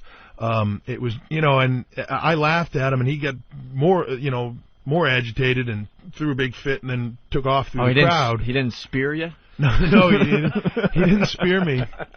And yeah, if you're gonna yell and scream, there's no one between you and him. Yeah, you got to make your move. So when he first came in, everyone's brave when there's people. Hold me back, hold me back, man. First day that he came to the WWE, I was, I didn't know what to expect, and I saw him. I was in catering, and I saw him walk in. So I got up and walked across the room. I wanted to just hit the confrontation right in the head, if it was going to happen. And I walked across the room, and as soon as I got to him, he grabbed me and hugged me and said, "We're going to make a lot of money together, man." And that was kind of the end of it. He just said, dude, I was just hothead. I made a mistake, and sorry. I said, well, you know what? If you ever have a problem, just pull the guy aside, man. Just pull him aside. Say, hey, you got a problem with me. Let's hash it out. I mean, that's how you do it. You don't. Have you ever purposely hurt anyone in the ring? No. Come on. No. Just gave him a little extra because you were pissed at him backstage. I've beat a guy up in the ring before. I beat fan up in the ring before too. Some fans up in the ring before too for hitting the ring. But I beat a guy. I hear that goes on. I mean, you don't get along with everybody, and there's wrestlers that when they get in the ring with some of these guys, they'll give a little extra. You know what? It's a situation though where in the ring in what we do, I have to trust the guy I'm working with my body because I'm putting myself in positions where he can cripple me. He has to trust me with his. That's if I had crazy, a problem, if I had a problem with somebody, I'd handle it outside of the ring and not in the ring. There was just an incident not that long ago where one of our guys got mad at another guy and punched him in the face, blacked his eye, and beat him up pretty good in the ring. And that guy came real close to getting fired. Vince was so mad. It's just something we don't tolerate in our business. Now, I've had a guy before when I was in WCW one time. I just started there, and there was a young guy there that tried to. I think he thought like, well, if I make myself look real good at his expense, maybe they'll give me a job. And we got in the ring, we were having a match, and all of a sudden he just tried to take me down and jump on me, and then I just rolled him over, beat the crap out of him, and pinned him, and got out of the ring. And when we got to the back, I just, pulled him aside. What the fuck was that? Yeah. If you want to go, let's go right here, not there, and we hashed it out. But all right, let's go to a little extra something. Let's go to Rev in Jersey. Rev, what's up? What's up, boys? Hey. Triple H, best wrestler of all time. Just got to say it. I'm completely floored to be on the phone with you, man. Thank you. I got a ton of questions I want to ask you, but I'll just go with the first one. What are your thoughts on wrestling websites and how they spoil the storylines? Particularly, they spoiled the Tough Enough winner. Punching out Maverick. There he goes. Punching Yeah, that's got to be tough now that the internet is so popular. Where, people go to these taped events and then give all the results on the fan sites, and everyone likes to go to the fan site, so it's getting, everything's getting ruined for them. It's hard. I have a lot more respect for the ones that say, like, spoiler and don't go here if you don't want to know, the internet is a tough thing, and I think it's in everything we do. I think that I guarantee the internet is part of the reasons, the NBA's beating up fans. Because the fans know so much about you, and what they don't know, they make up, and they have their own opinions on, and there's so much of that out there, and that can really. Are you talking about whackbag.com?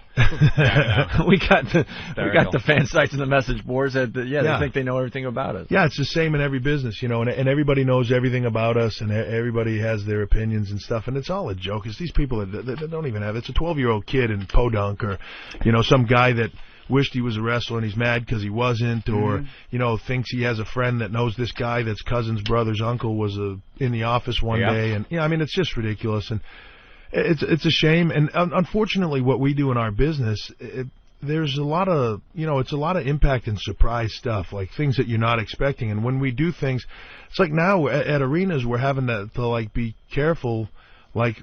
If we have something that we're going to do that we want to be a surprise, it's like nobody can know. We can't tell the other wrestlers. We can't tell the crew. If it's if we want to surprise and bring Rock out on the show, it's almost like we don't want to bring him to the building until he goes on live, because as soon as somebody sees him, they're on the phone with their friend who calls up the internet guy, and then it's on the internet, Rock's going to be at Raw tonight or whatever. It just kills everything. And then, as a fan at home, it just kills the surprise, and it just ruins. It's like knowing the finish of the film, like 3/4 of the way through it, and the guy next to you goes, "I saw this yesterday. Watch this." The guy gets killed at the end. Right. It's just it's brutal. Well, Bruce Willis was dead the whole movie. Yeah, I know. That was great. I read that we have our instant feedback over here, and people can just email into us, and we read it on the fly as it goes by. And one day, years ago, I'm just sitting there. We're talking about movies and talking about Sixth Sense. And I look over, and all I see printed is, Bruce Willis was dead the whole movie. I go, hey, thank you, you son of a bitch. You just wrecked that for me in like one sentence. So then we had to say it on the air. Yeah. Of course, because it was ruined for me. We had to ruin it for everybody. Yeah. Son of a Misery bitch, loves company. Yeah. You ever read anything on message boards that like stuck in your head or pissed you off or something? No, you know what? At first, especially when I first got with Steph, because it was like one of those things where, I was on top in the business and I was chairman. I was all these things and nobody had a problem with it. The second anybody found out that I was involved with Steph, it was all like I didn't deserve any of it. It was all, because I'm banging the boss's daughter now. Now, did you sit there and read some of these and just go, you sons of bitches? Every night, you know what? I would never go on. I don't even know how to turn a computer on. But every now and then somebody would show me something or give me something, like, oh, read this, and it would piss me off. What lunatic's going to hand you something like that from a message board? One of the other guys trying to piss me off. Like, you might want to read this. And leave it on your locker or something. And that got to me at first. Now I could care less. I mean, there's just so much of that out there that I could really care less about it. And there's just reports on everything because I have a behind-the-scenes relationship with somebody that's also important in the business. It's like the most talked-about thing, and there's always somebody with an opinion, or I did this, or I, threatened this guy that he was going to get fired if he didn't do that, like I have that ability, or, I mean, it's just, Pat Patterson, one of our agents, just left the business, and, Pat's like 60-something years old, 65 years old. He's retired 4 times since I've been with the company. He misses the business. He ends up coming back. He retired again, and decided he wanted to be out of the business. Well, it's like the big internet thing it was all because of me. Like Pat and I didn't get along anymore, and I went to Vince and said, "You fire Pat Patterson," and Vince fired him. I mean, it's just ridiculous, Stupid stuff. Yeah, it's just silly. Actually, now it makes me laugh. It's just funny. Yeah, some of the stuff they think up on their own and write down like it's fact. Yeah, What? I wish we could come up with that good a storyline. Yeah. You know what I mean? Hey, are you allowed to spank girls anymore? We used to bring girls in for you to spank. Yeah, that was a big factor with my wife. Right before I left today. Yeah, I was. You got to remember, man, we were huge with the WWF, now WWE, and they all used to listen all the time. And Triple H would come in here, and we would find the finest pieces of asses for you to spank. It's funny is one of the guys that was coming in here with me one of the last times I was on was this guy Mark Carano. That was a publicity guy for our company. He came with me on the Apprentice that day. I don't know if you guys remember. I had him spanking the girls. Yeah, Peaches. Told the one girl to make out with him and all that stuff. To this day, his nickname is Spanky in the office. Yeah, and I just saw him yesterday. I was like, dude, I'm doing Opie and Anthony tomorrow. And he was like, get out. I'm not going. Oh, that's bullshit. He wanted to be here so bad, So you got the talk from Stephanie? Yeah, I got to listen. Too, You can do anything. Please just don't touch. Yeah. That was the talk I got. So I mean, do you want to at least see the girl? Yeah, I heard you had a girl here, and I saw somebody kind of wander by in the hallway, and I'm all for that. And there's no cameras in here, right? No, not at all. Those aren't even. No, those. Yeah. See, we even covered them up. Yeah. Well, we covered that up too. Yeah. That's what security. That's your So in case the bullets start flying, they exactly. know where they you guys know are who running to make the arrests. Go get the girl. Let me. Now, what was this? I saw you guys, which, by the way, I just did the final McEnroe show yesterday. Oh, really? Yeah. Yeah. You guys put one nail in his coffin, I finished him off. Yeah. You had the finishing move. Yeah, but I saw you guys on there, and you guys were talking about some bat thing or something like that, right?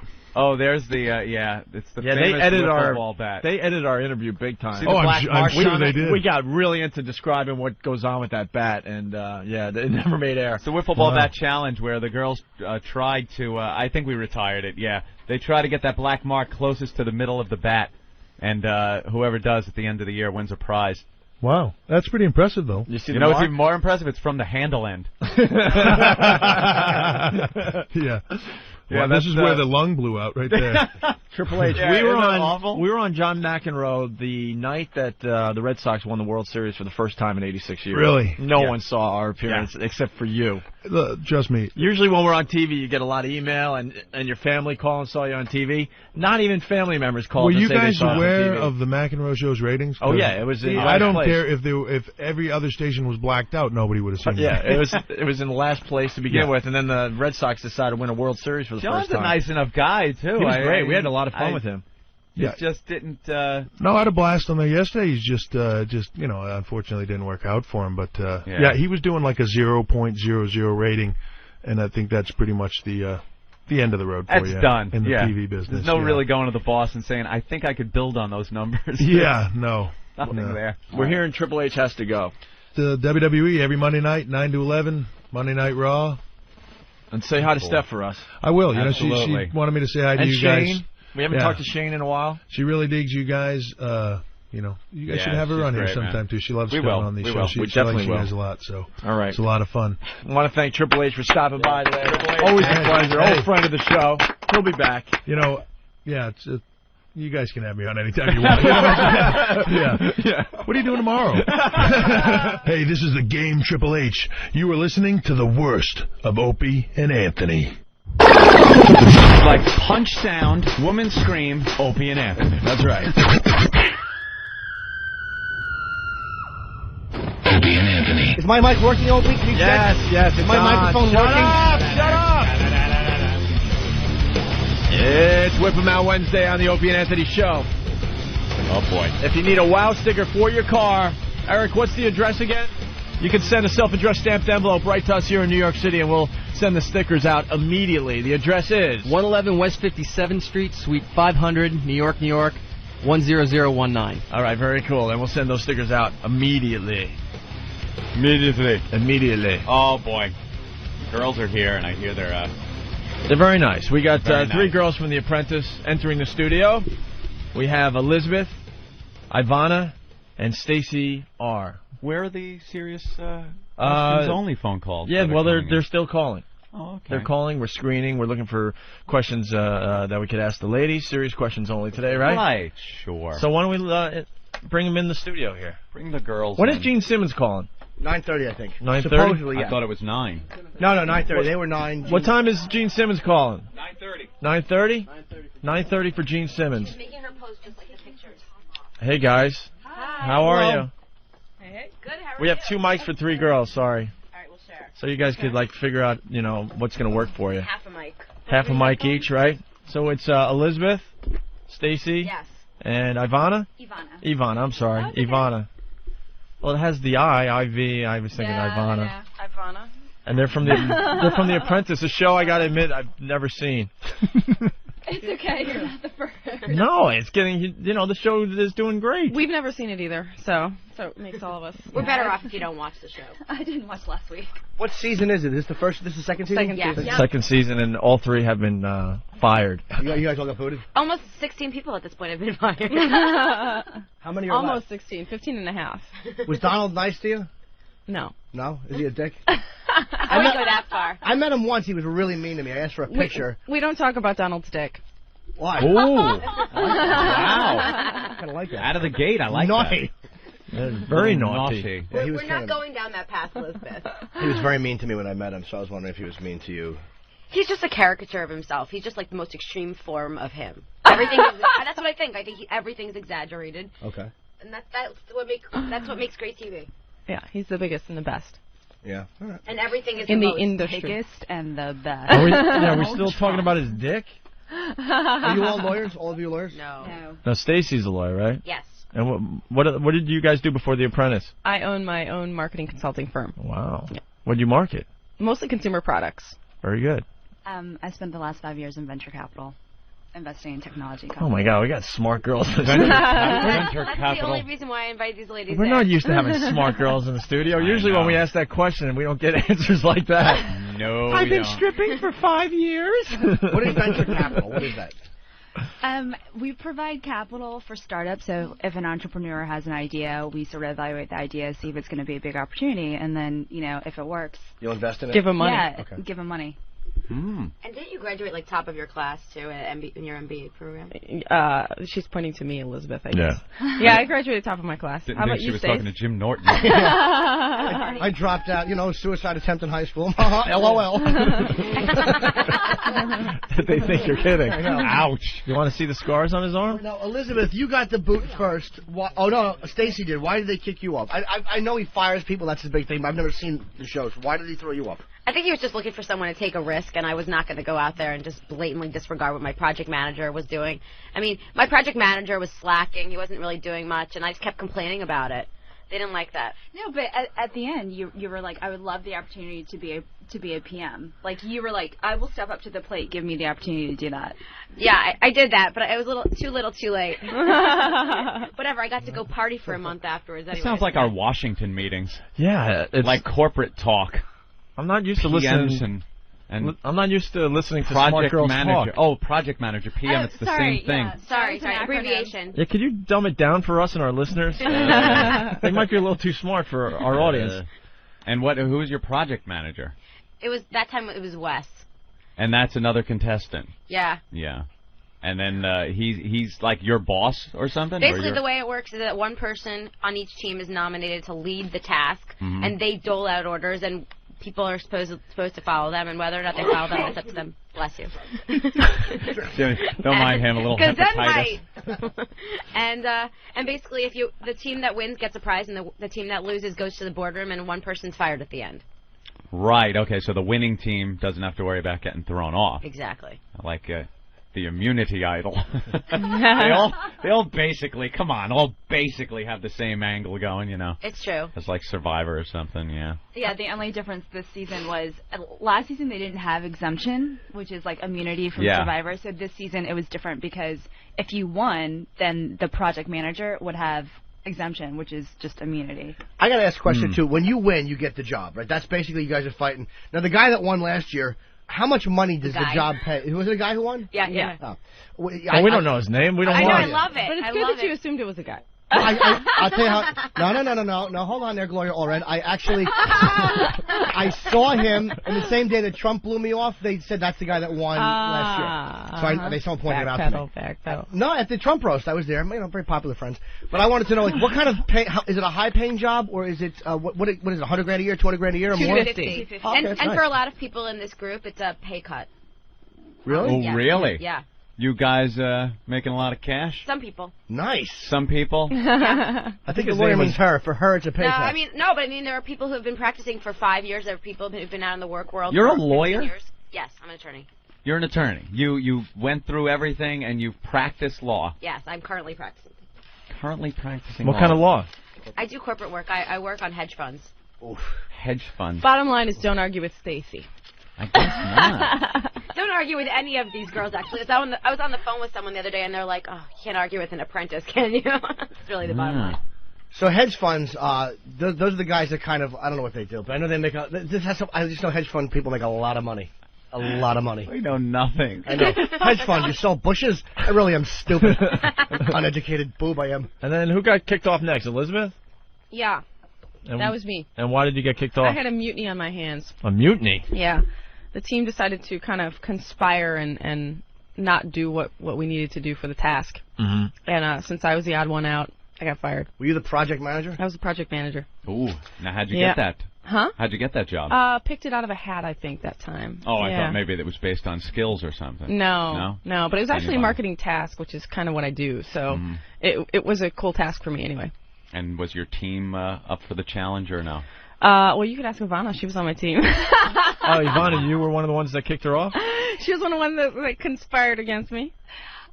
Well, to be fair, Chris Ariso, who's another contestant on the show, and I were strongly opposed to doing the coup. But there is, it was split. It was sort of an interesting episode because we had all these. See, I don't know this because I wasn't there, obviously. Yeah, they were doing it. We had all these characters on our team, and Raj, who is another character, contestant on the show. He's very into like the military, and he thinks he's a general. He thinks he's living in the 1800s, like in Civil War times, and so he's like Napoleon's his idol. Yeah, exactly. And so the guy is like, forget this. We're staging a coup. And he just, was like, this plan of attack came on the whiteboard. He erased everything that Elizabeth had written down and was like, we're doing this. So, yeah, it was pretty But at that dramatic. point, it didn't really. I mean, it's about getting the next person fired. It was less about getting the marketing right than it was about kind of who to. Is this what your radio show would be like if you had one? Because I heard you girls want it like a radio show. Are we right in hearing Yeah, that? no, we were No, it would talking not be about about the different. Apprentice. We were No? talking about different topics, actually. Really? For the radio show. Like, yeah. like what? Oh, I have a question too. I want to ask him one question before. Oh, go ahead, Jimmy. Who was the one that got fired for saying something like anti-Semitic or whatever? The one who Jennifer got- Jen C. Jen C. Jen C. She'll never work in New York again, I don't think. Oh, Bo! Was she like It's the fact. She needs to move.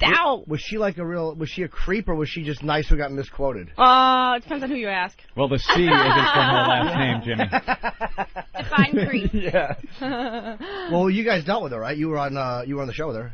Yes, she is a difficult What'd she do? Okay. Look, I feel really bad that she got fired from her real job after It's the fact. unfortunate. That's unfortunate. It's unfortunate, Oh, she but did? you know what? You have to pay attention to what you say That's on TV. true. The whole world's watching, and if you make one wrong move in the wrong direction, you're screwed. You You're sit going out to for pay 2 for years. it. You're going to pay for it. That's true. What did she say?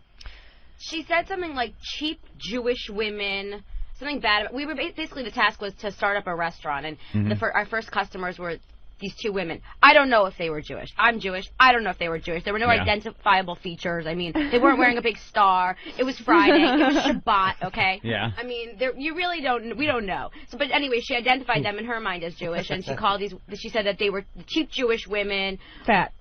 Cheap. She said cheap too. Like New York Jewish Cheap, women fat or something like that. New Yeah. York Jewish cheap, women. fat New York Jewish women. That Mel Gibson should be applauded, or it was something really.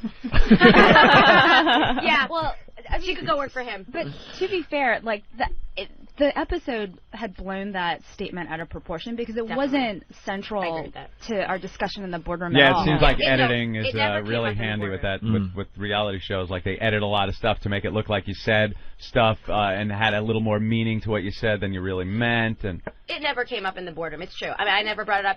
The conversation lasted like 3 minutes. We really didn't understand what was exactly said until they showed it on TV. But then you watch the episode and it sounds like we're fighting about it for like 15 minutes. see? Now, are there other instances where maybe you said something and then you watch the episode and go, oh, my God, that was like a passing thing? Every episode. Yeah, they make it seem like a I big think deal. the one where Maria sends me away or whatever because I'm useless was another one. I don't. It was a fashion task. And she basically sends me away because on the show it appears that she sends me away because I don't know, I'm useless. But in reality, she sent me away to do interviewing of the buyers, which is what I do for a living, and it was a really important thing for the task, and it ended up really helping us win. It's so funny that a lot of the time people are saying, well, where were you? You weren't even there. You weren't even doing anything. The whole point of the fact of the matter was that we were always divided up into groups, and we were doing other things. I mean, you can't do everything all together at Right. once. Anyway. Now, earlier I was asking you, what would you do if you had a radio show and you're not talking about The Apprentice? Because I know that we kind of heard that you were kind of pitching some show idea. My idea, I was thinking about this, and I think that radio needs something fresh and new, similar to The View, but not quite there, because I think that we need something younger, something a little more refreshing, maybe a little sexier. Oh, sexier. I like that. Let's hear more. So I pitched this idea. Yeah. Well. See, look, he's so excited. No, Sexier than The View. No, that's not excitement on Norton's face. Because I ordered a chai and this is a coffee. That's good. Okay. All right. What do you mean by sexier? I mean, mean, I think that I'd be more excited to watch something where young women are talking about their views on dating and on sex and on everything, I think. Jimmy. Why is he laughing so much? What's so funny? Dude. You don't like our idea? No. I think he may be lactose intolerant.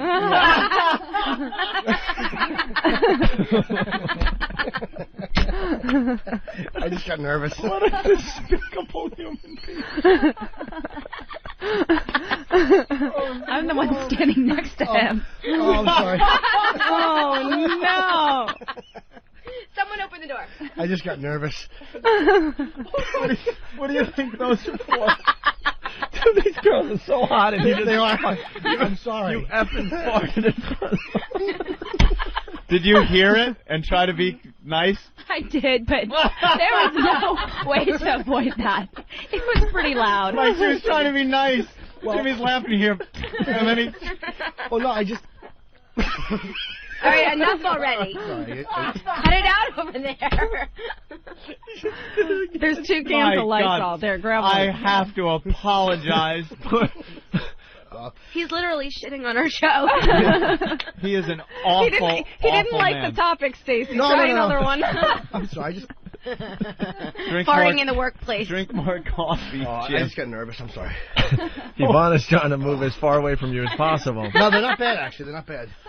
The farts aren't bad? No, not at all. Disgusting. So anyway. Really busting the whole room full of guys on the radio stereotype apart, aren't you, Jim? Sorry. I apologize. All right, so the radio show. Sexier. Yeah. Talking about dating. What else? What else? Any, like... Well, it's kind of like young, fresh, hip, like The View. Mhm. But the cool thing is we all have business backgrounds, so you're getting kind of the professional women's opinion on it. And different backgrounds. Yeah, and we don't want to make it like all about business at all, Mhm. but it's a different spin on kind of just the average chick that you talk to. Just to grab out of your hat a subject, what would you like discuss? Well, Kind of could be a little audition kind of thing over here. What do you think? Hey, go for it. Go for it. Well, we discussed this. Go. Well, no, I mean, well, I was going to say Elizabeth actually was written up in the Inquirer. but we don't. Oh, for what? For We what? we got to be fresh about it though. I don't want them to ask all the questions before we do it. Really? Yeah. Yeah, I mean, just to... What does that mean, what you just said? She's saying that they don't want to I don't want to like blow our wad. It probably would be a different Whoa. audience. Nice. Glad you asked me to clarify that. It's probably a different audience, to be very honest with you. It'll probably be... Sometimes it's okay. Nobody's gonna like listen and go, oh, they said the exact same thing. You know what I mean? It's cool. It wouldn't blow anything. I think one great topic, for example, would be like sex on the third date. Is it a major mistake or major move in the right direction? Oh, I agree. It's a waste. If it doesn't happen on the first date, that should be the end of the relationship. Why third date? I think that's kind of the unwritten rule of dating. Is it really? Yeah. Is it really? It's like you put out or shut up on the third date. Third date. So first date is just kind of a get So to know you, anyone maybe a who kiss wants at to the call door. Stacy, her number is 212-555. What if you go to 3 different places on the same night? Anything? No. Ooh, does that count? See, Norton wants a girlfriend, but he's not going to wait around to the... You're not going to wait around to the third Not date necessarily ever. true. If I like somebody a lot and Especially not with that flatulence problem. A lot of women like that, though, because they think it's open and cute that I'll do it. I think Cute? You think that's an endearing trait? it is. That It's what kind of you're like saying? it's kind of like a smile or a wink. It shows them vulnerability and a childlike innocence. Who told you that? That was such an uncomfortable moment. Oh, my God. I knew everyone heard it. I feel like I'm hanging out with my 22-year-old brother. But if I like a woman, if I respect her and like her, I don't have to have sex the first couple of days. I'll hang with her. Why not? Really? So you would How long will you wait? It depends on the person. If I really like somebody, I don't need to try to have sex. So I go out with them, 5 times whatever without sex. I mean, if I get no vibes at all, I'm not going to waste my time. 5 times in a month or 5 times? I mean, over how long of a period? It depends on where they live. I work every night, so it's kind of hard. So it's like, if I go out 5 times in a month or a month and a half and we don't have sex, if I really like them, that's fine. Okay, question. Are you paying all 5 times?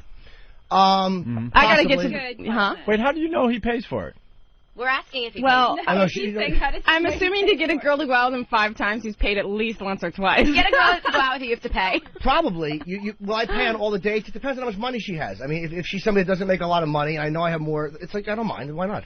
I don't look at it like, here, I bought you dinner. But the question is, does the money factor No, not at all. Influence the sex Not factor. at all. Well, I mean, most of it does, yeah. Most of the time it does. But I mean, it's a much more direct connection. We avoid the whole dinner, illusion. He hands her money at the end of the night. And she hands him sex. Very honest transaction. No, I mean, that's the God's honest truth. Jim likes the ladies of the evening. Yeah, I love them. But in a real... spends a lot of money on them. A lot of cash. A lot of cash. In a real relationship like that, I don't care if I don't look at it like I bought you dinner. Why don't you tell them what you like girls to do to you? What do you mean? You were all brave about farting in front of them. I'll tell anybody anything. Some of these ladies come over, and what do they do for you? Just have sex, regular sex. No. Oh, you mean the golden showers? Well, where you have to lay... You like that? Yeah. Wow. Occasionally, not all the time. No, it's more than... special ladies, treat. it's more than golden showers. No, it's not. Tell them about the log dropping. No, there's no log dropping. Like, what are you talking... One slips out, no one's looking, You can't embarrass her. Come on, brave man. I'm very brave. I'm just telling you. You had no problem farting in front of the fine young ladies. Now tell them what you really are into. I happen to tell them how you lay down plastic in your bathtub. I don't lay in the bathtub. I in lay in the bathroom because you don't want to mess up your He lays down plastic. He hires a girl to come over, and sometimes she'll squat over his chest. Okay, you're so lying right now. Of course he's lying. No. I wouldn't lie. No, you girls would lie. And other times? You girls need to leave. Well, you girls need to leave the studio knowing that that's what he does. Yeah. What? Oh, boy. I don't believe you. I swear. And they defecate. I want on his evidence. chest. I want evidence. I don't believe it. See, she's the attorney. No, I swear. I need proof. That's his thing. Smell his T-shirt. That's one of his things. Stacey, you go over and try it, see what he does. Thanks, but no. No, I'm a nice guy. It's out of respect I do that. It's not to be a pig. You say if you lay down the plastic, if somebody tinkles on you, if a log comes out, what are you gonna do? Embarrass the girl? Who's looking? I'm telling you, it's the truth. Mm-hmm. That's not true. It's a pack of lies. It's the truth. That's it. Now, is that good on a third date? Dropping a log on a guy's chest? Oh, look, Donald's on TV. Gene Simmons. Oh, good morning. Good morning. Oh, cool. Are you for or against log droppings on your chest? Consenting adults. Sounds like the name of a new band, but I like that. This is Gene Simmons from KISS. We got 3 girls from The Apprentice in the studio as well, Gene. Hi, Gene. Hi. Hi, ladies. And they're trying to do a radio show, so they're coming in and hanging with us a little bit today. Oh, God, they're in hell, aren't they? Yeah, because they just found out that one of our guys likes to get shit on. I see. And they're not really buying it, but I'm telling you it's the truth. He likes to get shit on and not just by a wife. I see. Right. Well, he invites ladies over, and that's one of the things they do for him. Yeah. Do they pay him, or does he pay her? No, I have to pay. Really? Yeah. How much do you have to pay? Well, it depends on the person. I mean, I'd say about $300 normally. Someone That's for. Yeah, exactly. Thank you. Is it always just a girl who does it? Oh yeah, I don't bring over teams of animals. Yeah, sled dogs, just a chick. And no guys do this. Absolutely not. I'm not gay. Oh, okay, well then it's okay. Look at him. I don't want Gene Simmons thinking I'm gay. He's one of my idols. Well, no, Gene, what do you think of this? Are you into it? I'm sorry? Are you into this? Not really. I enjoy community sort of activity. Community. Yeah, Gene is he's the Mac Daddy. Yes. He has figured out how not to get married. And how to keep a woman even though he's banging other girls. How old are you, Gene? I'm 55. Whoa. And these whoa. How great is that, though? He didn't bullshit or try to hem and haw around. That's why I like this. That's what a rock star is, 55, and he'll still have a 20-year-old. That's the beauty of Gene Simmons. Yes. Well, the way you do it is you add them up, you see. You have 2 20-year-olds, and then you get a 15-year-old, and then it all works out. Oh, nice. And then you go to jail. Jeez, I like that. Gene, not if you're in the right country. I like that. Well, you get a 25-year-old. That is actually true, that if you go around the world, or even in different states, it's different ages. It's really fascinating. That must look like something. The little pink nail polish chewed off at the tips running through his gray chest hair. Oh, God, I'm really hungry now. Let's get a burger. Love it. Yeah, so the girls from The Apprentice, they're going to attempt to do a radio show, I do believe. So and why not? Why not is right. Yeah. They're very, very beautiful, They've got the gift of God. Thank you. Do you like the band KISS, girls? Nope. Sorry? Little before our time. Nope. Yeah, a little before your time. Don't know it. What kind of... You've never heard of KISS? You've never heard of KISS? Nope, never heard of it. You're kidding, right? Yes, of course I'm kidding. Everyone knows What KISS. kind of music do you like, girls? I like R&B. R&B. Yeah. I like music that's not in English. What the hell That's is that? true. She likes Indian. Yeah, she likes. Oh, really? I like Latin, Arabic music. Arabic music? Yeah, have you ever heard of Alabina? Oh, music No. that crashed Gypsy planes King. into buildings by. right. Yeah, Gene's. All right, well, I don't support that. I'm not saying terrorist music. There's a difference. Well, Gene's going ugh on the phone. Good for Gene. God. Gene, who do you listen to?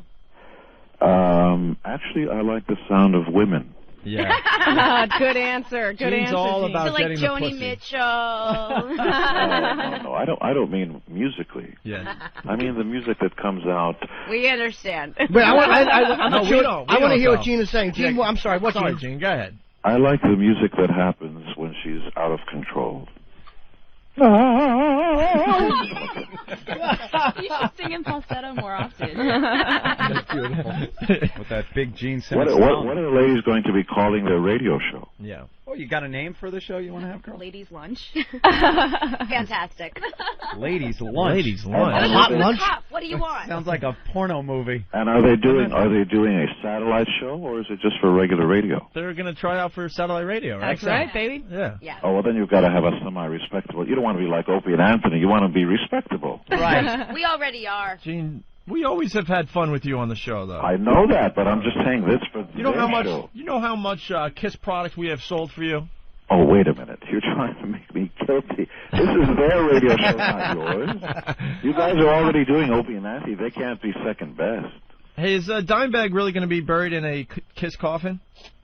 Well, I'm not going to do the jokes because that's a really serious. No, subject. we don't. But it's not all about the jokes on here. The story came across our. That is true. Wow. The family called the band, and he was a fan. You know, he's got the band tattooed on his chest. He was always a sweet, upstanding guy, and yes, the family has that, and and we respected that. Yes, of course. Do you sell a lot of those Kiss coffins? I told you I'm not going to play this game. You know, this is too. No, he's actually Gene. He's not even busting your balls. He's I'm actually really asking you. No, I'm not going down. No. I want to know how many of those you're kind of. Actually, I don't know, but yes, they are out there. Yeah. Mm-hmm. Okay. We also played some of the tape from your what is it? The seminar. The seminar. The inspiration. Speaking in tongues. Yeah, and the lecture tours. Yes, and we just love your take on marriage. You want to explain the marriage thing to the girls? This could be interesting. Yeah, actually, all women know the game. It's well, here's how you look at it, scientifically speaking. The biggest cause of divorce is marriage.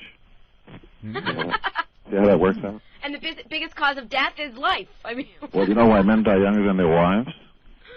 Because they want to. Very nice. The only thing wrong with marriage, one of the two is a man. Yeah. I think unmarried men die earlier than. We don't care. At least we smile. Yeah. I love Gene. Yeah. Just what you want to do is to wake up in the morning or at night and have somebody who never earned the right ask you, where are you going and where have you been? The only one who ever had the right gave me birth, and my mother stopped torturing me years ago. So that's the one part of marriage, or one of the parts of marriage that you hate, is the fact that you're going to have to explain yourself to somebody else. No, the only thing wrong with marriage is that biologically it's not a sound idea because the male of the species, we're told, manufactures billions of sperm every day. The female of the species only manufactures 1 egg or 2 eggs per month. Now, the only problem is that ever since we crawled out of the ooze we were both created from, at creation, the female of the species has actually deluded herself into thinking that all those billions of sperm are just for her. Right. So what happens with gay male couples? Are they Gay just doesn't screwed? play here. I don't understand that. We're talking about... By the way, and gay men is a different issue than gay women. 2 beautiful women together is just 2 beautiful women. Yeah, why is that? 2 ugly women together, that's dykes. No, but it is true that our society, I mean, it's more acceptable for Every women to be together than society. for guys. If you go to the jungles of Africa and you see 2 beautiful chicks together, you go, oh, that's pretty. I know. I mean, for example, they're passing around this Maxim issue of the girls of the Apprentice. Oh, yeah. And they're all, in these sort of Underwear. lascivious, poses and in lingerie. And Because the male of the species is visually stimulated. When we look at... So no Gene, different, by the way. are you saying that sex seems so base? Are you saying that we're not visually stimulated? You're more auditory, yes. I think. Women, no. No, I think that's a definition guys have given. No, that's actually incorrect. No, I look taught what this products stuff. sell. Women's products typically, how come, you know what I mean, women don't, like, look for guys' bulges, whereas guys, I'm just saying, it's just the way we look at things. No, that's because we've never shown a bulge. You've been shown bulge? Sure you have. You know how to babysitter, of course. Hey, guys. No. Hey, guys, the girls will argue until they're blue in the face, but if you look at the animal kingdom, the opposite is true. The male is full of colors and all that, and he puts on a display of color and size for the female. So you're supporting my argument, Gene? There's no reason in the world why breasts have to be inflamed like that. That's purely a show of display that nature provided for the male. Because you can make just as much milk if the male animal is more beautiful and colorful, then that means that the female animal must be the one that's visually stimulated. That's a nice try, but in the animal kingdom that's so, but not for human beings. National Geographic. Welcome to Discovery. But he's right, though. It's not knocking women, but men are more likely to be visually stimulated than women. More likely. I think you guys are brainwashed. No. I totally disagree. Okay, you would. Women do because they think it's like a male arrogance, but it's not. It's just Well, let me ask you if this is true, and maybe the ladies can answer for all women because they can speak for all women, because Opie Anthony and myself can speak for all men. Get ready for this one. We're ready for the universal. Okay, here's the universal answer, and you can say yes or no. Only yes or no. Yes. Women tend to answer in paragraphs, so guys, stop them if they start talking. All When I was a child of 4, I forgot to clip my toenails. No, yes or no? Nothing is ever yes or no, but we'll listen. Well, unfortunately, you're on Opie and Anthony show, and today it's got to be yes or no. See the way they're doing it? It doesn't have to be right away. Gene, have you ever been married?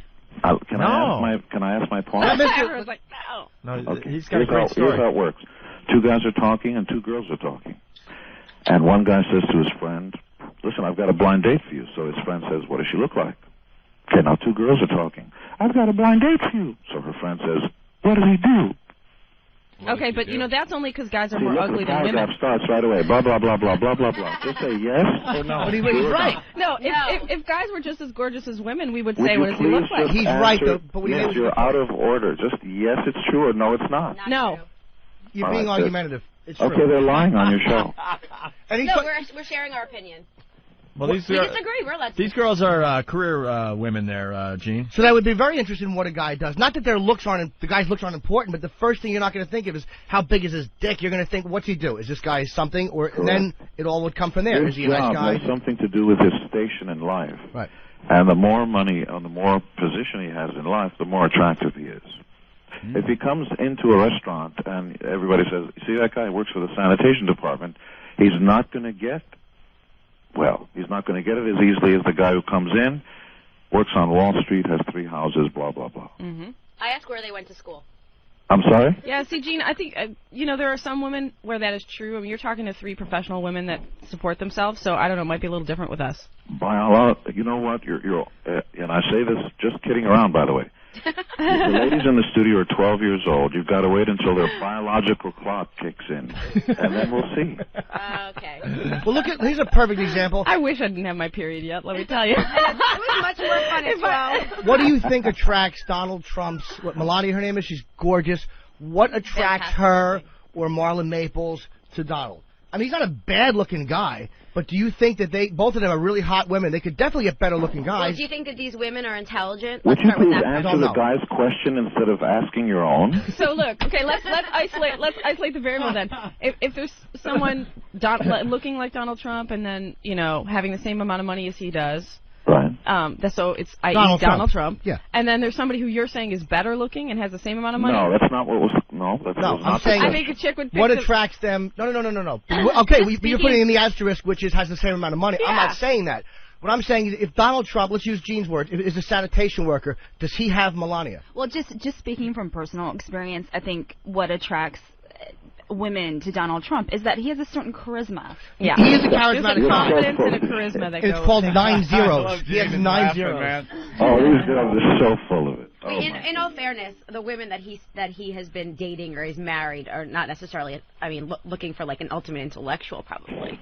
I mean, come on. It's true. I think Donald Trump, art of the deal or whatever. I think he's also, probably perfected art of flirting. Like, I think he flirts very well. He does. He flirts He doesn't flirt well enough to land Melania if he's a sanitation worker. Guys, you have to quit because it's not a fair playing field.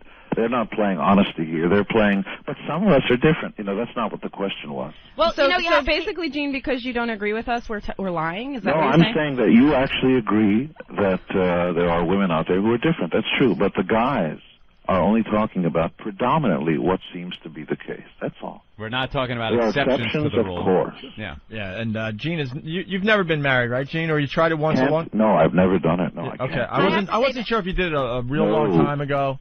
No, he's got the best relationship ever. I have to say though, the exceptions to the rule for us are those other women that you're talking about because we hang out with women who are professional and well educated. Then you have to take a look at the statistics, blah blah blah. Of course. But you know what? The best when you meet women who are as bright and charming as they are, if they don't want to play the honesty game, let it go. You will not win. You cannot win against these women. Let them win. Yeah, Gene's allowed to sleep with whoever he wants. That's great. Right, Gene? Isn't everyone? Life should be enjoyed every day. Well, we were talking about that, but the average guy can't live the lifestyle of Gene Simmons. Like the guy that's not true. The guy that's selling like cars can't. It's not true. He can always go next door and borrow a cup of sugar. Yeah, it's true. Yeah. But you can't tell the girl you're dating, like, I'm going to get sugar. You know what I mean? No, you can't. No, because remember, she's only making 1 or 2 eggs per month, so she sees life through a different biological eyes than the guy does. Guys are hornier, right, Gene? Well, imagine the most. Do you really think that? Yeah. Just a second. Honestly? Yes. I think that. Just You a do? second. I think so. Imagine the the most sensitive part of your body keeps brushing against your pants leg every step you take. Of course, we're more aroused. I agree with that. And their button is hidden. They're going, why do you guys think about sex all the time? Well, take your little button and stick it way out there and just brush it against your skirt every step you take. I have to just say, I completely disagree. I know so many women who are sex obsessed. A lot of them are. You're right. And thinking about it a lot more than a lot of guys. But again, Gene is saying as a general rule, and he's right. Well, as a general rule, the men talk about it more, but doesn't No, mean that it's the women not. aren't It's thinking not about us. it. We're just repeating information that's told to us. Social scientists say that men think about it every 8 seconds. Women don't. And why is prostitution so built, like, on females being prostitutes for men, or even gay men being prostitutes for other men? No, it's not. I get them. It's about sex. You won't Back win, in the day, guys. it was about power. I'm talking about my own experience. It's not about The power. guys had the money. Gene, I just love the fact that Jim's trying to win, though. That's Guys, the best you part won't of win. it. But I'm talking about prostitution. Like, I've spent a lot of cash on prostitutes. I mean a lot of cash. And I understand what they're saying, but it's not about power. I don't degrade them. It's not like, hey, suck it and get out. Well, no, not about sex. Well, to Elizabeth's point, I mean, if rape is about power, but not that. No, because I'm just saying it originated when men had money and women had something to sell. That's how it originated. So it was about power. And men couldn't get the sex, so they figured, hey, maybe it's about power for the women. Hey, look, give me your money and I'll give you what you really want. It's about all of that. All right, well, then it kind of washes each other out. Hey, Gene. Yeah. Sum up why guys should not get married, the whole divorce thing and losing your money. I was never espousing that. I'm saying that life should be a choice, and you should actually say what you mean and mean what you say. And if a guy ever takes the oath, I actually believe in the Catholic notion, which is if you ever dare take that oath that says you're going to die in the arms of the person you're married, 50 years from now in sickness and in health for sick or poor, rich or all that stuff, you should be held accountable. But everybody lies, you see. They stand in front of their beloved and their God and all that stuff, and they say, I'm going to do this. And statistics tell us that over 50% within 2 years split. And I'm going, wait a second. Both of you took an oath. What happened to that oath? Well, we changed our mind. And so I believe in saying what you mean and meaning what you say. And the reason I can't take that oath is because it's fantasy. And I don't like breaking oaths. So I'm not saying to anyone, don't get married. I'm just saying that if you do get married, you should be held accountable and stay there in her arms for 70 years. I support that. Yeah. The same person every day. That's beautiful, Gene. That's right. That's beautiful. Agreeing with Gene Simmons. Oh. What's the name of the DVD, by the way, the inspiration? Speaking in tongues. And where can people get it? In stores. All right. Yeah. In stores everywhere. Sure. I downloaded it and just burnt it to a disc, and I'm watching it. I'm kidding, Gene. Don't send your goon squads after me to beat my head in. And on the internet. Well, they wouldn't beat you. They just want to pay my mom some more money so that she can buy another house. Gene, what's the DVD about? Actually, about 2 years ago, the Australian promoters asked me to come down and just lecture, get up there and tell my life story. And I have peculiar notions about, life as we know it, the sort of pure honesty that doesn't exist between the male and the female of the species. Because we lie to each other every single time we see each other. When guys, by the way, when guys talk with each other, they tell the absolute truth. I'm going to kick you in the balls. I'm going to do this. I'm going to do that. As soon as you meet a girl, you have such nice hair. What sign were you? No, I think that's true. I think we have to change. We have to speak two languages. We have to speak truth to each other, and then we have to speak flowery language to women. Now, women want men to be in touch with their feminine side, but guys don't care if you're in touch with your masculine side. We just want you to be girls all the time. So women can be women with each other and with men. You can just be feminine. We have to be Jekyll and Hyde. Ooh. How about that? Cannot argue that point. No, I think that's beautiful in personal relationships, and maybe that's why we get so confused in business. Maybe that's true. You can't have it both ways. You can't walk into the boardroom. You can't have it both ways. You can't walk into the boardroom with lifted and separated outfit with perfume and beautiful lipstick and expect us who are visually stimulated to not think about the other stuff. Right. Yeah. Wow. Don't wear the makeup. Don't wear the heels. Come in. See, but then we can't be, quote, women. That's a different environment. Well, you want us to be in touch with our feminine side. How about a little truck driver nod? Be in touch with your masculine side. That's right. And Gene, all coming together. What's your whole theory on cash? You were saying in these tapes cash is good. Well, we all, because America is a remnant of the Puritan ethic, we grow up, victims of all these sort of archaic notions. By the way, and I make no, sort of judgments on any of this. If you want to believe in it, that's fine too. We all grow up learning that love is the most powerful force in the universe, and I wish it were so. I didn't make up these rules, but it's not. Money is the most powerful force in the universe, and I'll prove it to you. Right. It really is. And it's not a romantic notion. It's just life as we know it, which is because of prostitution. Let's say you can buy sex. Well, let's say it can buy anything you want. It's the currency of life. Let's say you're a mother and you have a child, and of course the first thing you want to do is to feed that child and to nurture it and so on. No matter how much you say "I love you" to the child will perish unless you have money to sustain it, which is shelter, food, clothing, and so on. So before love, you have to have the money. Now, it's true that we all prefer love. It's true that we wish the world were different, but it's actually not true that love is the most powerful force. Money is the most powerful force. Money is the currency. Money is the expression of love. I know it's a bizarre notion, but it is. Well, the truth of the matter is, in this society, you can't do without money, but you can probably do without some love. Although there are people that would say, wow. They deserve a radio show. They're actually doing a pretty good job. Can you buy love? That's of course. Well, men Jim have buys to. love every night. And love, although I will say, though, that money's powerful, but love is what motivates you to want to go out and get the money to provide. So maybe you could well, appeal but to I wasn't talking about the motivation. I was just saying what is. So money is really it. And that's okay. And if we get over that notion, then we get, okay, money's the currency of life. My mother needs a hip operation. I need to feed my child. There with love. I wonder if it's money or power, because what does money really give you? It gives you power. Money is power. Without money, you don't have power. Women have a version of power, but it's only if men are in the mood. Only if you use the money correctly, though. I'm sorry. Well, that's another issue. Imagine the bus of life pulls up and the door opens and you go to the guy, "I love you." That bus driver is not letting you on the bus. You'd be surprised if they're hot. Yeah. I bet you we could finagle our way into the bus. Well, women have, it's the oldest profession in the world, and it's not prostitution, it's sex. Women have figured out a long time ago that they can trade. Well, you've got some experts here in terms of using sex to sell, let me tell you that. Well, it's true. You can do that. From doing so? You girls? Did you watch the show? Of course I did.